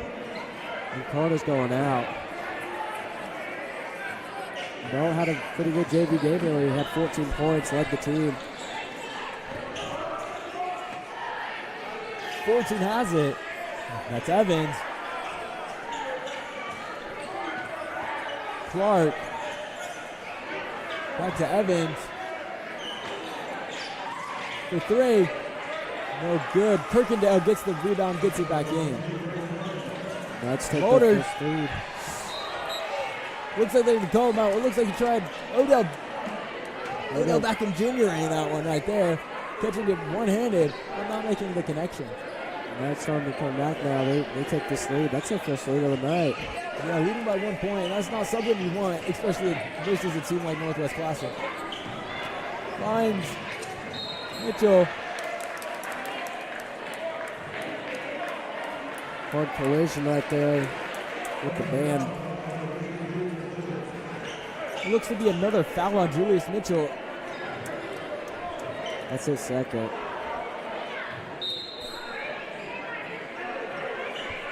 Knights ball. Number 13, Xavier Collins brings it down. 4.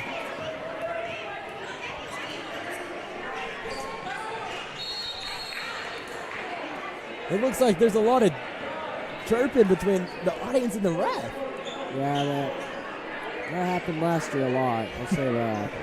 Yeah, that's the first time I've ever seen a ref talk back to the audience.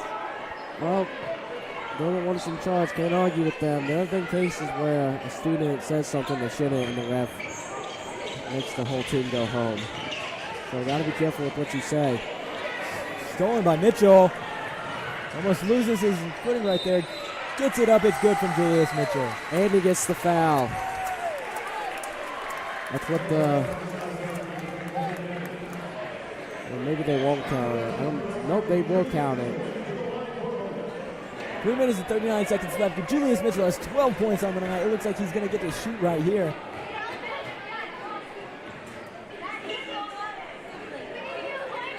It's good. And one is good from Julius Mitchell. That's a three-point play right there. Knights have it right here. Loses it right there. We're almost right into our table. Loses it right there. No collision. Good defense from Jaden Mulder. Gordon no has it. Looks like they're going to call a foul on Gordon and Oki right here. The fans are not happy with the call at all. The fans definitely have some very strong opinions about the refs tonight. Irving's questioning the call with the official. Yeah, those calls will put Northwest Classen in the bonus. They'll get to shoot too.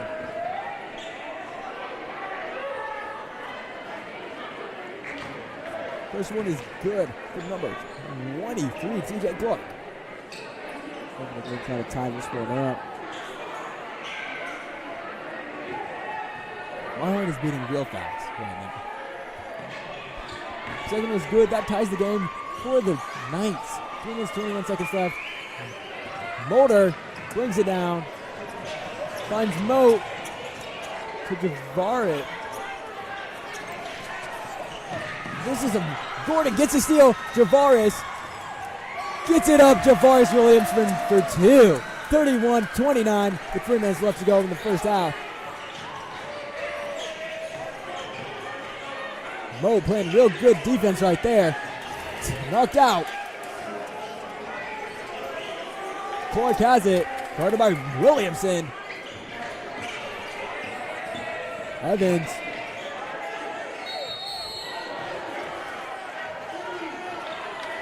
It looks like Mulder's not too happy about that foul call right there. A lot of fans saying flop right there. We actually got some former players in the building tonight.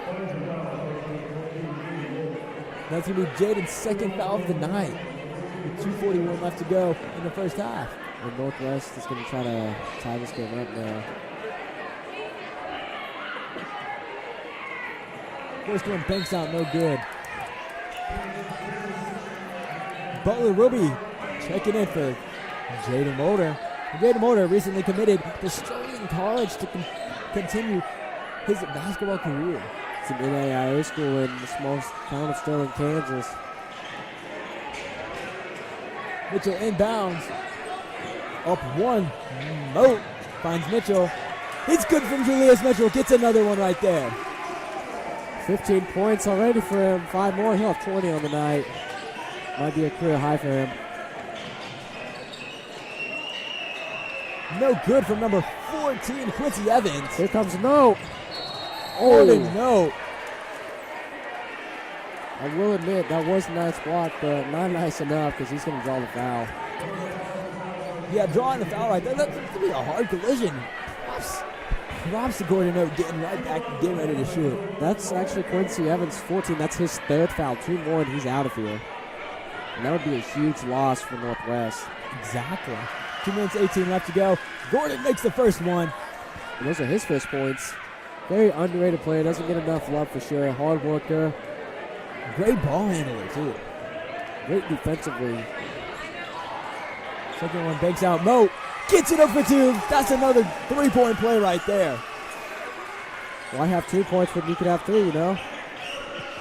Exactly. 2 and 8 left to go. Here comes Mitchell.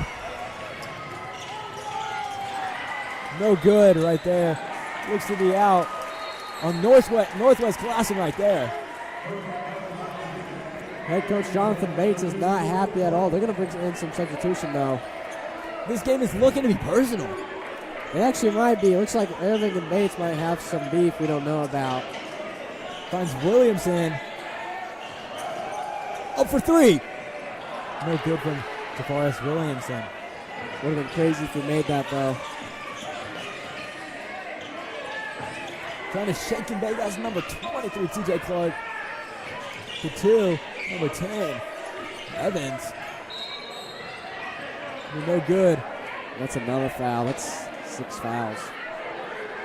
That's another foul. DeForest Williamson right there getting another foul right here.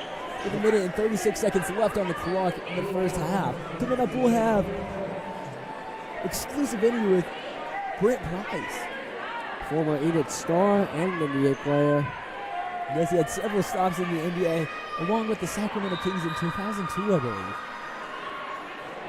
That was Williamson's third foul, 2-1. He's out, which would be a huge loss, especially since he's been playing great so far. Combs will be checking in. And they are taking Williamson out. They have Williamson and Mulder out. Butler gets the rebound, finds Mitchell. Mitchell is bringing it down for the Klansmen right here. Final minute right here. Connects to Moat. Back to Mitchell. Finds Butler up for three. No good. That one looked like it was going to go in. That's frustrating.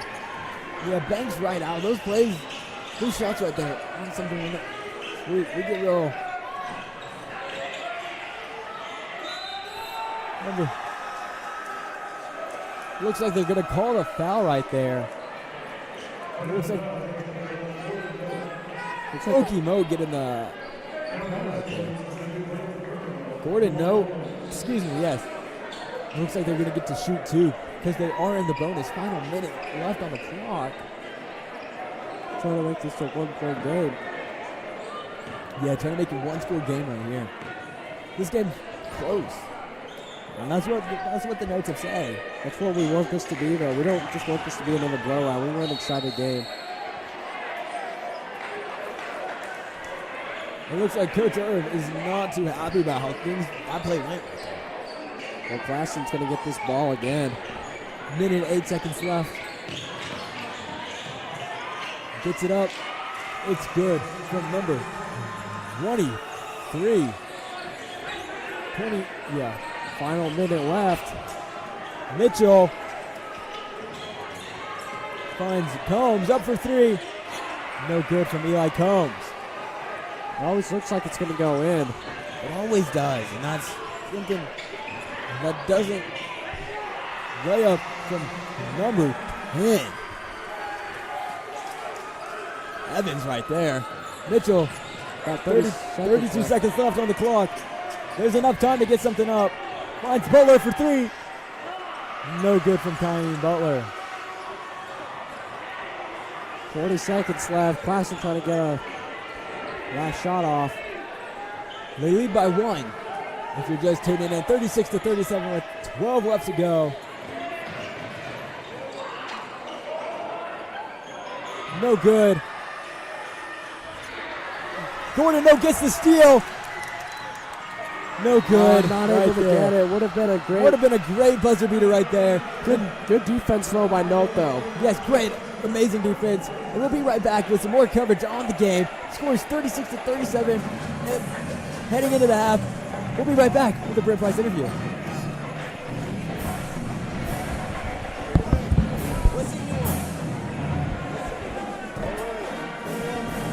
right there?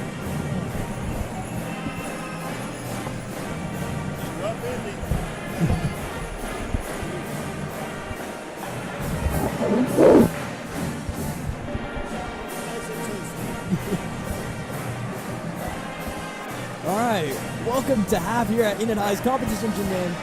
I'm joined by former NBA player and Oklahoma basketball standout Brent Price. Brent, thank you for taking the time to join us here tonight. My pleasure. You played at the highest levels coming from Oklahoma. What's something that always stood out to you about basketball in the state? Oklahoma has a great, rich history of talent in basketball. When we were growing up, I mean, we had all kinds of talent, and it's still coming out of Oklahoma. We still got guys representing Oklahoma in the NBA today, and just a rich history of basketball in the state of Oklahoma. And looking back on your NBA career, what's one moment or achievement that stands out the most? Well, I think probably the biggest moment that I ever think of is when I had the opportunity to play on the floor with Michael Jordan and get to play against Michael Jordan. Actually had my career high against Michael Jordan, and so that kind of stands out probably for me. But I had a lot of big moments, but that one's probably was a dream come true. And who was the toughest player or team you ever faced in the NBA, and what did you learn from them?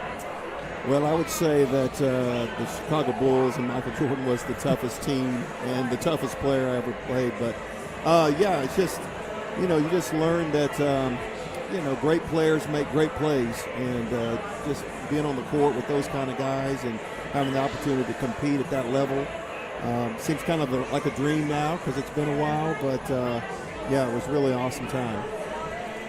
For the young players here at Enid High, what's one piece of advice from your NBA experience that could help them take their game to the next level? Well, number one, there's no replacement for putting in the time and the work. It takes a lot of work, a lot of repetition, studying the game. My brothers and I, we learned a lot from watching and studying other players. Even when we're in the NBA, we continue to grow. You never stop learning, you never stop growing, you never stop working on your game and putting in the time, putting in the work, being the first one there, the last one to leave the gym, and that's what it takes. It takes a lot of time, a lot of commitment, and you got to really put in the work. What's one lesson from your time in the NBA that you think applies to your life off the court as well?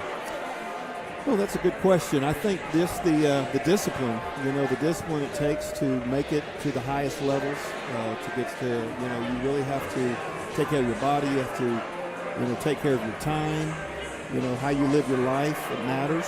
And so I think taking those same disciplines and applying them to your personal life, I think that's a big thing that I learned. If you could play a pickup game with any current NBA star, who would you like it to be? Oh, that's a good one. Oh man, I don't know. Pick up against or with me? It could be 2v2. Okay. If I was playing with somebody, I might want to have Joker on my team. He's just a phenomenal player and such an incredible talent. I would not want to play or have to try to guard Shea. That's for sure. You can't stop that guy from scoring, which we're so lucky to have him in Oklahoma. Yes, exactly. Aside from the physical side, what are some good mental attributes that helped you get to the NBA? Well, first of all, for me, number one was my faith. Having my mind right and always preparing and that and trusting in God and knowing His plan for me. Keeping Him first, that was part of it, and again, just again the mental part of the game, understanding the game, getting yourself mentally prepared, getting rest. Rest is very important when you're playing an NBA season. It helps your mind, it helps your body, your spirit, the whole thing. So, yeah, those kind of things. Just keeping your mind right, making smart decisions off the court. Everything's about everything. So, making sure you're making wise decisions off the court, so that you can go out on the court and do what you were meant to do. I'm thinking, I had some more questions written down. I'm coming to a blank. I did study. Here, let me pull them up. I have them on my Google Docs. Well, who's your favorite current player in the NBA? Right now, I really do enjoy Jalen Williams. Yep. OKC Thunder. He's always been one of my favorites. Yeah, got to get him healthy again. Yeah, it's a hamstring right now, I believe. And during your NBA career, was there a coach or a teammate who had a big impact on you and how you approached the game? Yeah, I had a coach, Jimmy Lynham, in Washington. My third and fourth year of my career. He was probably the best communicator. He had coached Barkley in Philadelphia. He was a young, fiery guy, New Yorker, but great communicator. And one thing that he would do with me at that time is he would take every 10 games and have you evaluate your assist to turnover ratio, your percentage. He really got me thinking about my game and what I was doing out on the court, and that in turn made me a much better, more consistent point guard. Yeah, and you've had several stops with different teams in the NBA. What organization was one of your favorites to play for?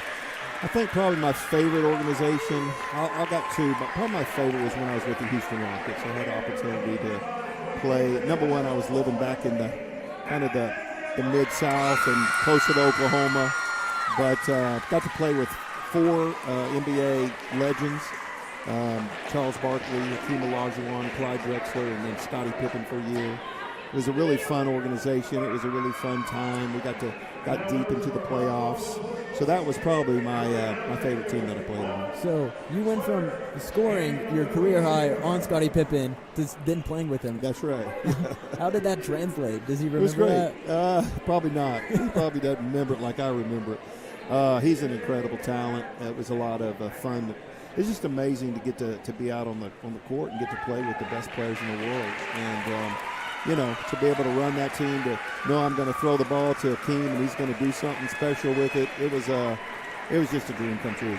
And when you left the NBA, what was the biggest challenge in transitioning to life after playing professionally? That's a great question. It was a challenge. I think just finding something that I was passionate about, and I'm not sure that I've ever found something that I was quite as passionate about as when I would be on the court.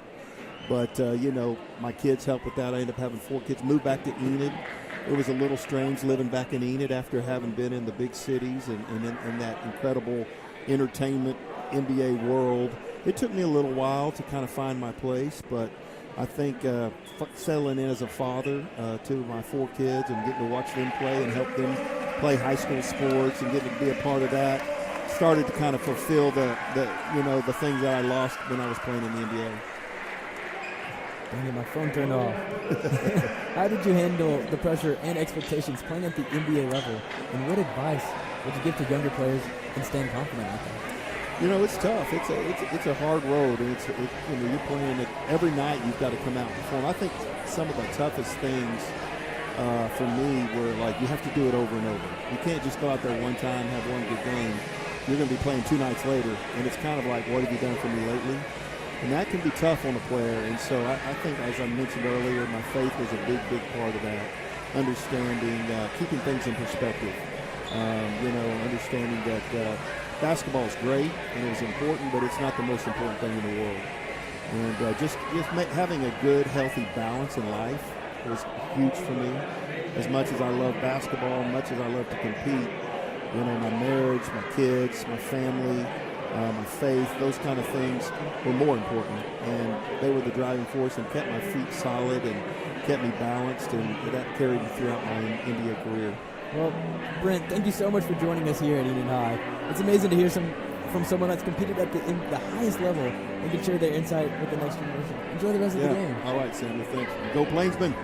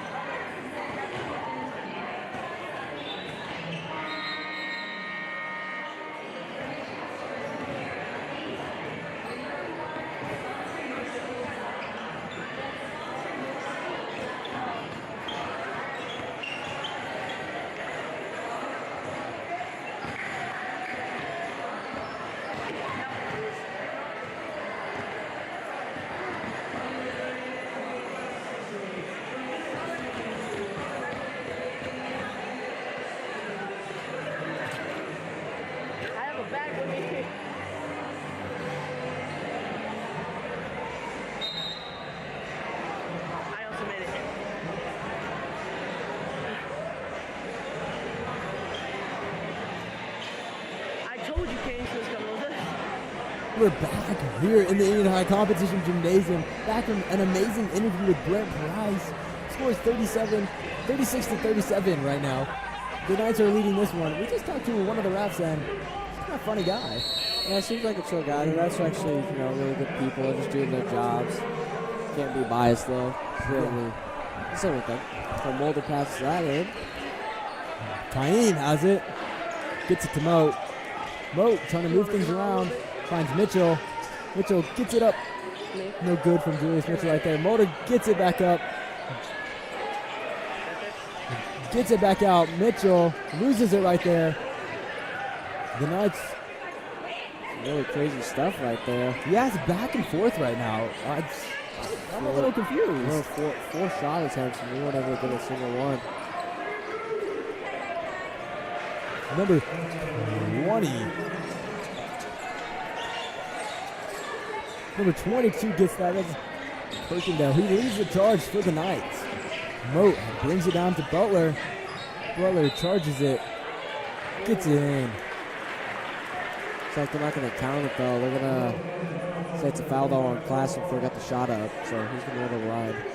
And that's actually at 25. That's Parks. That's his third foul. Well, looks like they are going to count it, actually.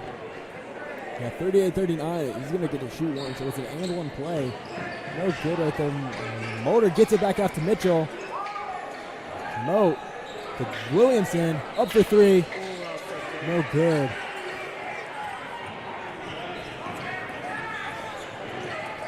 Evans brings it down. Up from number 22. Perkindale. That's the guy that you gotta defend that middle because that's where they're killing us.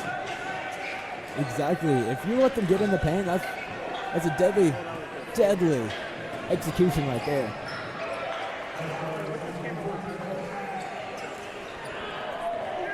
Williamson has it to Butler for three. No good.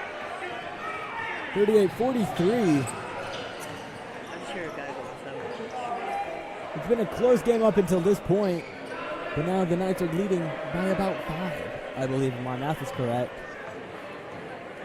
Well, we had a 10-point lead, just couldn't keep it. Had a strong start. No good. Mulder with the rebound. Finds Williamson. Williamson brings it down. Oh, okay, I almost missed that. He looks to lose it right there. They're trying to drive in right there. Trying not to move the camera. That's number 10. Evans getting out one. Looks like Evans gonna call a timeout. Got to figure things out. Yes, exactly. Especially in a time like that, 38-45, they come out off the jump scoring. They're gonna want to change something up right here. This has really been the problem for them, finishing up these games strong. And you don't want Classen to get in the rhythm. Right now, they're in the rhythm. We've seen this earlier before, though. Enid started off strong. Classen started getting the rhythm. We broke that rhythm, and we started doing good. But now we're starting to get back into that rhythm. You got to find some way to break that. That starts with containing that middle because Perkindale's been killing you up that middle. If you can stop him, I think you stop that offense in general. Yeah, if you can stop with Perkindale, you save your game right there. With 5 minutes and 38 seconds left. And this game is brought to you by Security National Bank. And a reminder, 3 of their players, especially I think it's Parks and Quincy Evans. It's one of the Evans, but I know Parks for sure. Each of them have 3 fouls, so 2 more, they're out of this game, which can be very detrimental for Classen. Yeah, it'll be Quincy Evans that also has 3 fouls. Looks Mulder will be inbounding right there. From what I've heard, he and Mulder did do CPR training today. Well, he didn't have to. He already got his certified, so I had to. He was kind of overlooked and telling me what to do. Was it good? Tyene will get the foul right I messed there. up once, was accidentally pushing too hard. Other than that, I pretty much had it. Sometimes you tell, sometimes you push too hard, sometimes you're not pushing hard enough. Really depends though on the person. So if I need CPR, you'd save me? Really depends. Depends what you're suffering from. Mulder inbounds to Butler. Butler up for 3. Hangs out. Mitchell gets the rebound. To Mulder gets the rebound. Back up to Butler. Butler gets the 2 right there. Third time's the charm. Gets him within 5 now. Number 10, Evans has it.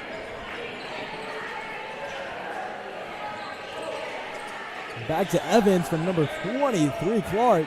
Got to watch out for the middle. You can definitely see Mulder and Butler defending Kirkendall. Tipped out by Motor. It looks like it'll be Northwest Classen ball. So I'm saying that's the main thing. Shut down Kirkendall, and then you can shut down everybody else. That's who we're depending on. That's their big guy. He's already got 17 points. Yeah, exactly. Evans has it. Clark.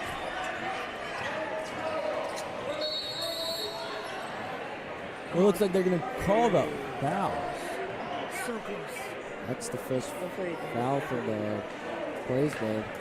On Javaris right there. That's his. I think that's his fourth. So one more, and he's fouled out.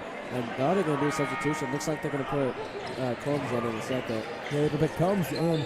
He's been the relief guy, really. Mitchell not able to get the stop right there. That's number 25. Parks getting that one. No, brings it down to Mitchell. Mitchell loses it. Knights get the ball. Hold him by himself now. Evans just passing back and forth. It looks like the brother duo right here. They're playing hacky sack maybe. No good for three. They'll try it again, it looks like. Evans will get back to Evans. Gets it up. No good. Motor gets the rebound.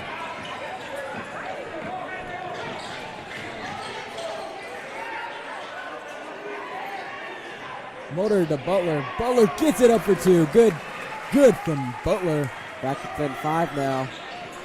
3:43 left on the clock in the third period.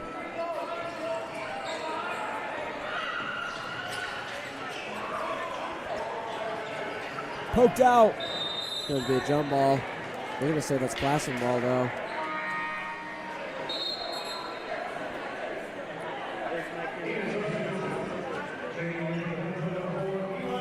Combs will check in for Javaris Williamson.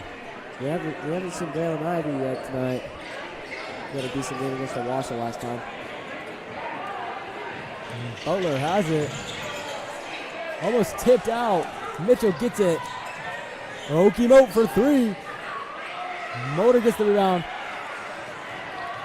He's not able to finish that. It seems I lost my button of Okie Moat. Check your pocket. What the heck happened to my Okie Moat button? Some might have taken it by accident. Classen had that nice 3, though. Motor up for two. No good from Jaden Motor right there. 42-50. Classen starting to pull away now. Not good for us. Started off strong.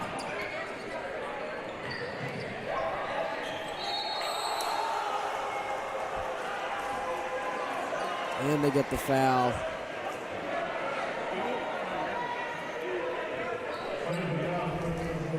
The bench looking a little excited right here. I did find my Okie Moat pin. We're not gonna right here. Oh, they are gonna count it. That's number 4's first foul. That's Corbin. That's his first foul, I think. The bank's in right there. And then Motor finds Moat. Moat to Mitchell, blocked by number 12. That's going to be goaltending. I think that Jenkins. might be goaltending. They're not going to call goaltending. It was on the downward arc, but I'm not going to argue. I think they're going to count that, though, because they're counting that for points. So it does look like it was goaltending, actually. So now we're only down by 10.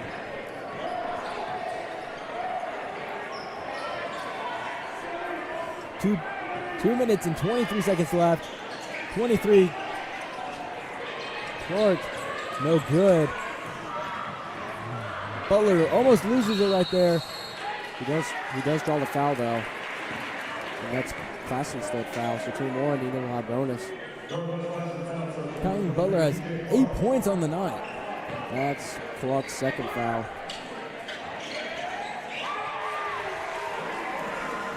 And he makes a three-pointer. That was nice right there by Butler. It's a seven-point game now.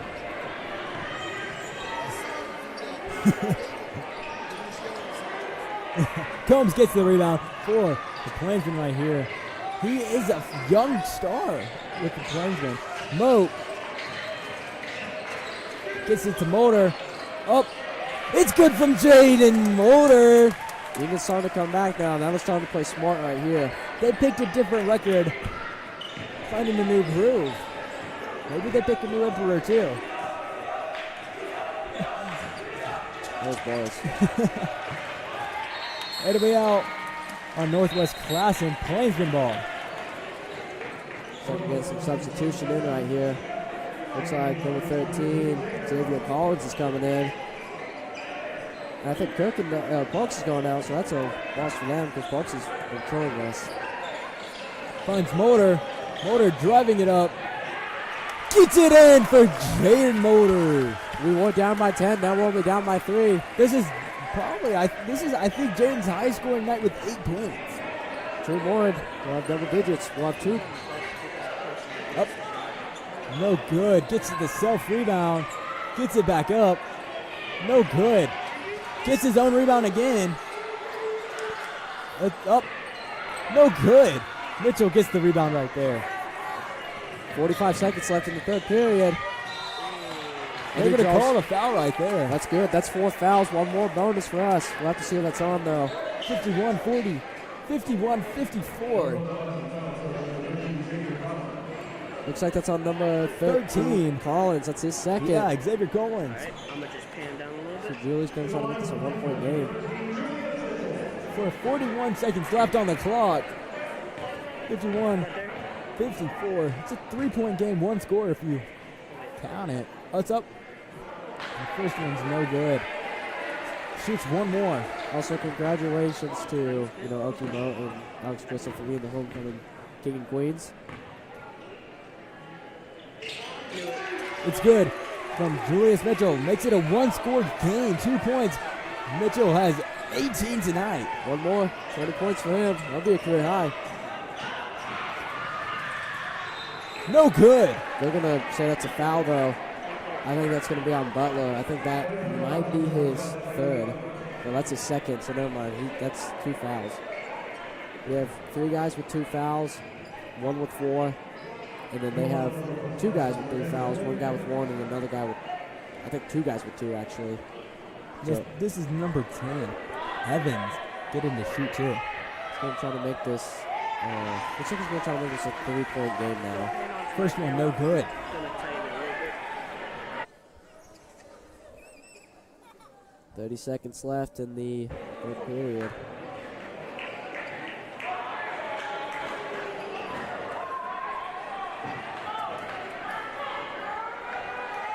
Second one. Makes it the second one. 3-point game for the Plainsmen. 31 seconds left on the clock. Mitchell has it. Connects for 3. It's good from Julius Mitchell. What a shot by Mitchell.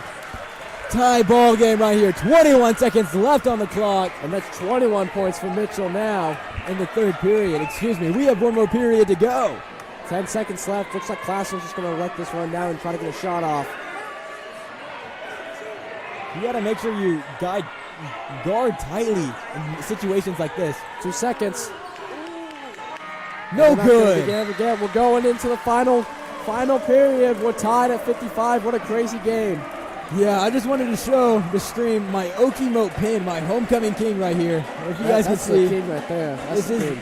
Yeah, this is the homecoming king, Mr. Okimo. I'll have this on me rest of the game. So the final 8 minutes, Sam. What do you do right here? What do you do if you're the replacement? You find the people that are hot, obviously.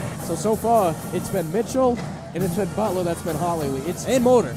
Mulder has been hot, but I think lately if you wanna give the ball to someone to win this game, it needs to be Mitchell, Butler, and Mulder.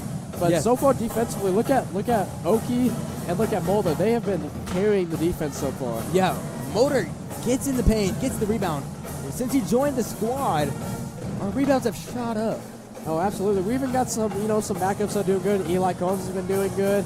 Calder came in for a bit, and Gordon has been showing some intensity, but we're not able to see much of Williamson right now because he's got 4 fouls. One more, and he's fouled out. So they're going to be smart with him. Yeah, you got to play it safe right here. And those are the moments you got to keep it safe. He's one of your best scorers, and you just got to keep it. Fouls don't reset. They will for teams, but overall, Enid's got one guy in 4, which is Williamson. Looks like they got, I think, so Oki has 0. Mitchell, I don't think Mitchell has any, but two of their main guys at 3. So Mulder's going to pass it in. He does. Looks like he gets it out to Oki. Oki almost lost that. Now Butler's got it. Butler looking for 2, not able to get it. Mulder saves it, but gives it to the wrong person. And the Knights on a breakaway. It's good. From number 14, Quincy Evans. Yeah, Mulder saved it right there, but might have just had to let it go right there. But he just loves this team, giving it all he's got. Finds Combs. Loses his footing right there. They do go out of bounds, though. But they're going to say that's Classen ball right there. Irving's not happy with that call at all. He's not happy at all. Some board choices for sure. Yes, this is a very, we could say a very personal game for sure. Yeah.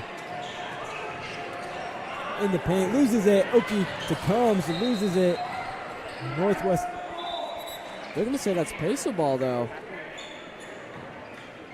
Well, let's see, actually. Let's see what they say.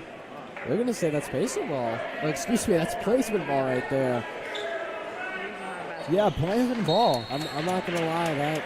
I thought we touched it right there, but I guess not. I'm not arguing with the call at all with the ref. Yeah. Jonathan Bates is not too happy about that call. Moat has it to Combs. Combs back to Moat. To Mulder. They're going to say he's out of bounds. Oh, no, it looks like they're going to call a foul, actually, and that's on number 22, Kirkendale. That's his first foul. Combs has it. Up for 2. It's good from Eli Combs, tying it right here. I think those are his first points. Those are his first points. They're saying it's Marion Ellison for some reason, but it's because he's got his jersey number. But those are Combs' first points of the night. Number 10, Evans has it. Trying to shake and bake right there. You're stealing my lingo, huh? I had to. That's good from number. Looks like that was Kirkendale again. Yes, Kirkendale. Back to Mo, up for 3. It's good from Okemo. That's something I love, a good Okemo 3. There's a reason he was voted Homecoming King. He's showing it right now. 7 points on the night for him. I love a good Okemo 3. They want to end the season off strong with the home win, especially their final home game of their Blazeman career, and that goes out of bounds. That's huge right there for the Blazemen, and now Bella's going to pass this in. And I was just there, so yeah. Butler gets it to Moat now, driving up the paint. Moat communicating with his team. Got to get over half court though. Moat. Guarded by number 14, Quincy Evans, to Butler. Finds Mitchell. To Mulder. Mitchell gets the rebound. Moat. Up for 2. Blocked. What a block by Northwest Classen. Yeah, that's number 22, Braylon Kirkendale. No good. Ooh, gets the rebound. Hard collision right there, though. So they retake the lead now. It's just going back and forth. Real back and forth game right here. Mitchell finds Mulder to Kaim. They're going to call traveling.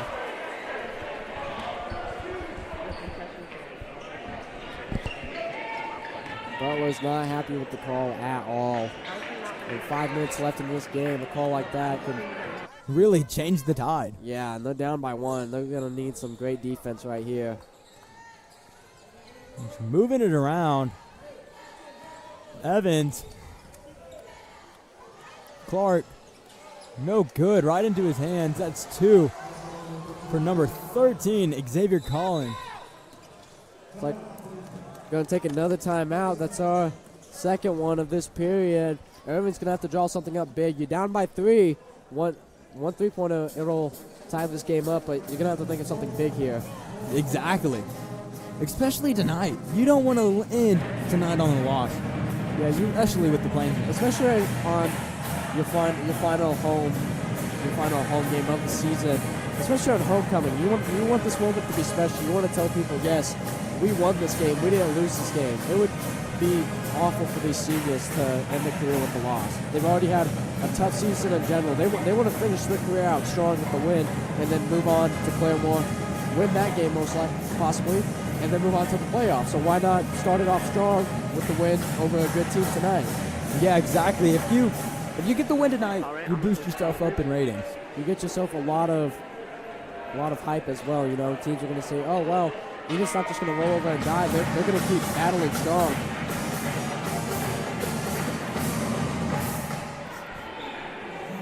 Six 60-63, 4 minutes and 39 seconds left on the clock.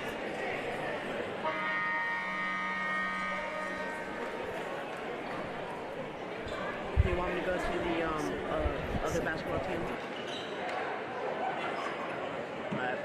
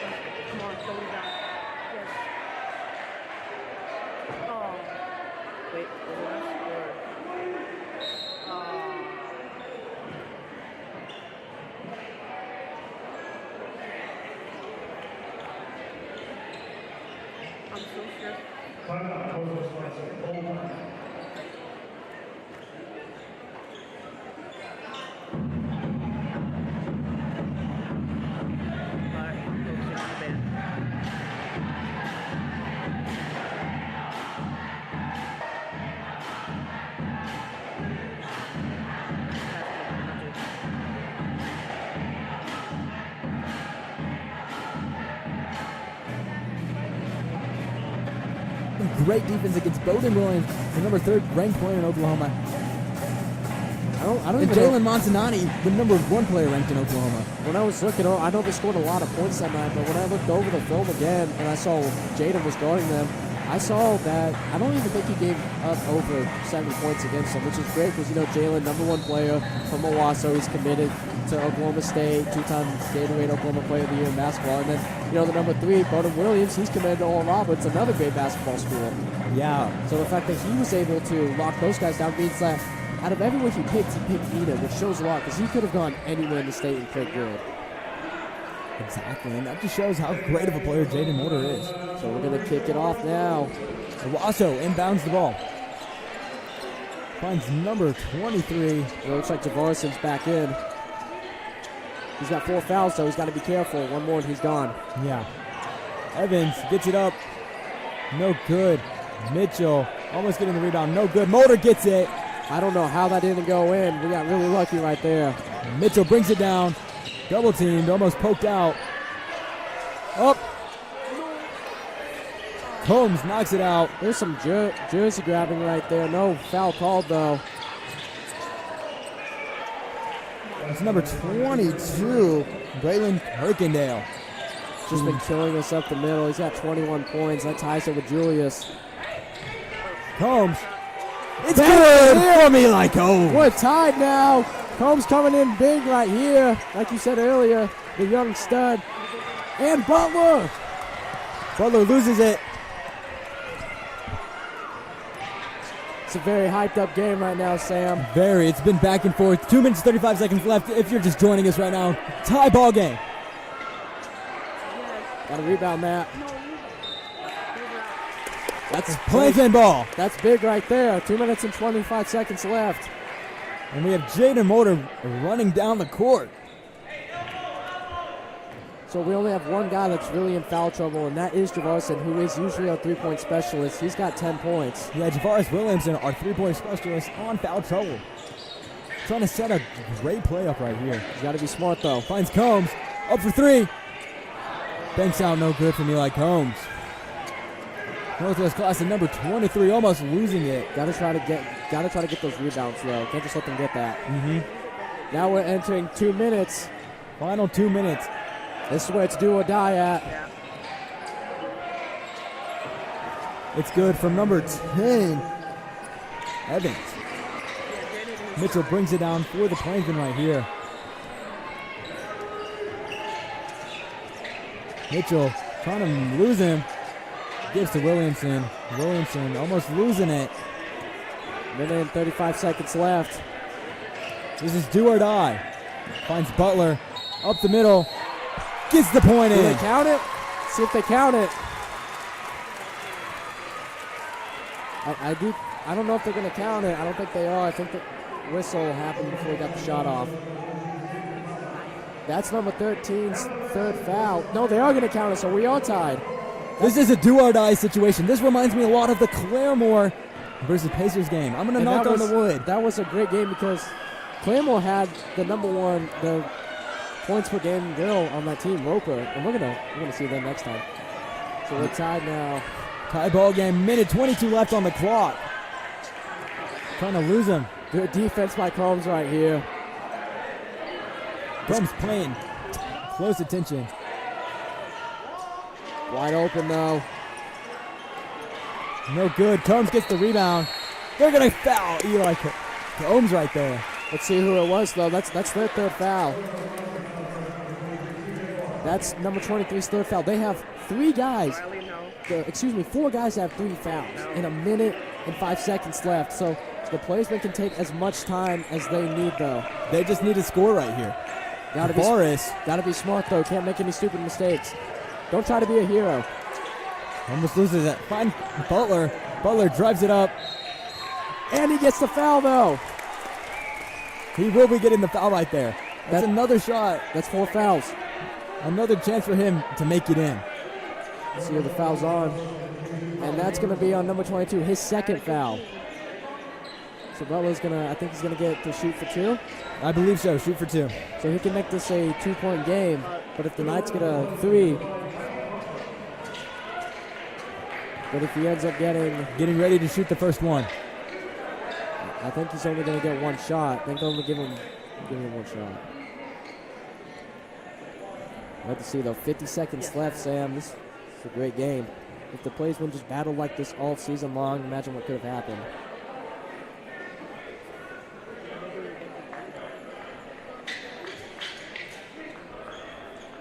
.6 seconds left. Score is 67-67. Carson's just gave me the side eye. Not even getting ready to shoot. First one. No good. It's huge right there. If he can at least get this, off, even if they make a 3-pointer, it'll only be a 2-score game. Looks like Classen's going to take a timeout, though. Classen is going to take a timeout right here. That's their second, so they have 3 timeouts. So we have 2 timeouts left. So you got to think in Coach Irvin's mind, you get this win. This can save your season for sure, though. Yeah. Yes. Can you tell David if the result is good? I'll turn the commentator camera around and we'll just do it right there. Well, we can wait for timeout. We can wait for timeout.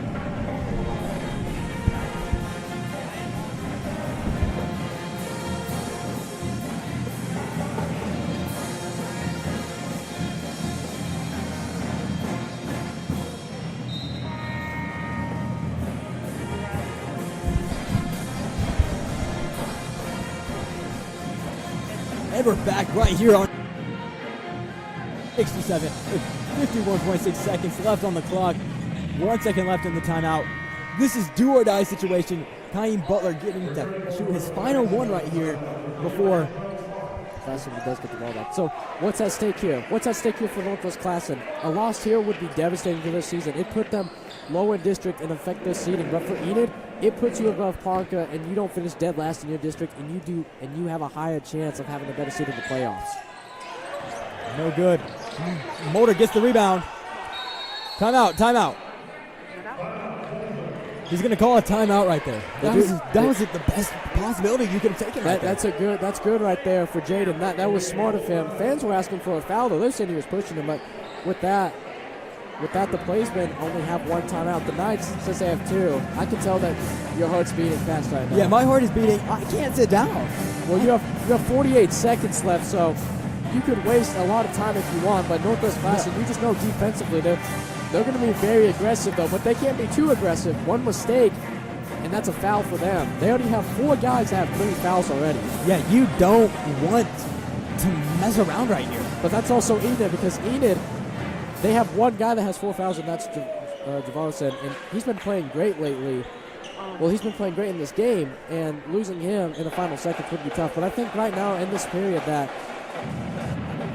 Northwest Classen has 4 fouls, so 1 more Enid gets bonus.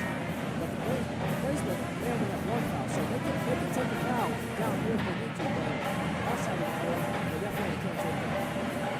Yeah, exactly. 48.1 seconds left to go on the clock. 67 to 67. I feel like I've said that a lot tonight. That is because the last time these 2 teams faced, I think I turned mine earlier so it shouldn't go down. I'll focus on I team real believe quick. so, yeah. I think the final score is 68 to 51 in favor of Northwest Classen. Right there. Here we go. So Javarez with the pass is hit. Morris has the ball. Stolen by Northwest Classen. No good.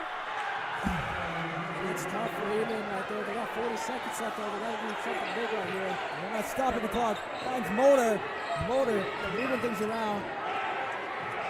Right here, Mitchell. 2 points. Not able to get it. Motor with the rebound. They're going to call him. He does call it. Oh, and they're going to say that's a jump ball. They're going to say that's Classen ball. Fans aren't happy. They think that should be a foul. You got to be aggressive on defense now. If they steal this.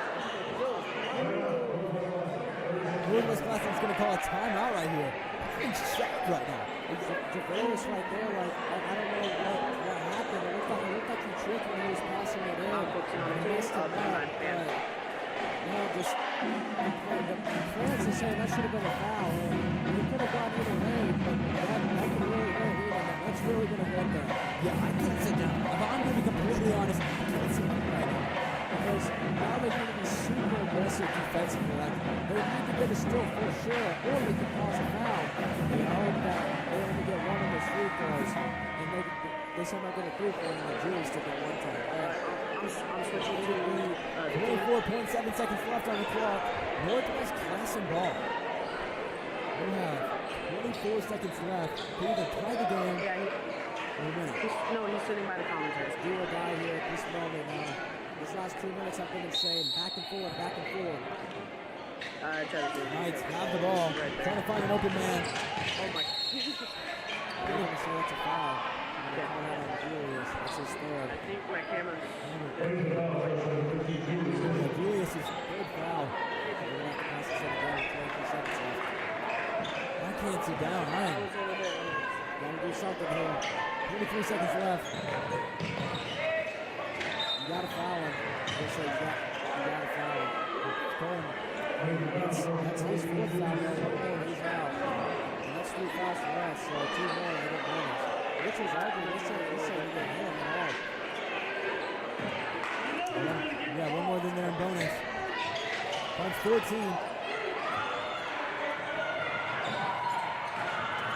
15 seconds left. We got 10 seconds. Got to foul him. Yeah, that's going to be a personal foul. Like Kobe right there. That's what you need to do in those I think moments. that's a second foul. That is a second foul. So they're going to hit the passes in again. I'm telling you, you got to foul him quick. You do it. But that's 4 fouls, so they're going to get a bonus. Almost a steal right there by Eli. Try to foul him. No gets the personal foul right there. You had to. You had to get a personal foul right there. Yeah, it's not a. If somehow someone can 5 seconds left. half-pick shot. So you need to get really lucky here. You need to stay on the ball if it's not the table. You just have to send it up the court. You got to hold for Julius Mitchell special. He's got 9 points though. First one is good. He's got to make one more. That's number 23. TJ Clark. Let's do or die here for both teams. And he Second one is good. 71-67. Unless you gotta. Does make it, but that's game over though. Enid's only loses by 2. It was a very tough game though. Yeah, very hard fought game by the Plainsmen right I'm here. zooming on two. It's going to be the final score, 69-71 for your Plainsmen. It's a very hard fought battle for them. That call really did hurt them. But still, a great game nonetheless. They played it hard. As we should really see it as Julius able to get 21 points. Jaden had a great game. They're not the way they wanted it to end, but they still got 4 more than they got regional. So it's not all over yet. They still got a chance. They got to win this game as well as it's something. They start off strong like that. But then it's finish strong. All right, thank you guys for tuning in. I'm Sammy Good. This is ZBS TV. We'll catch you guys on the next one.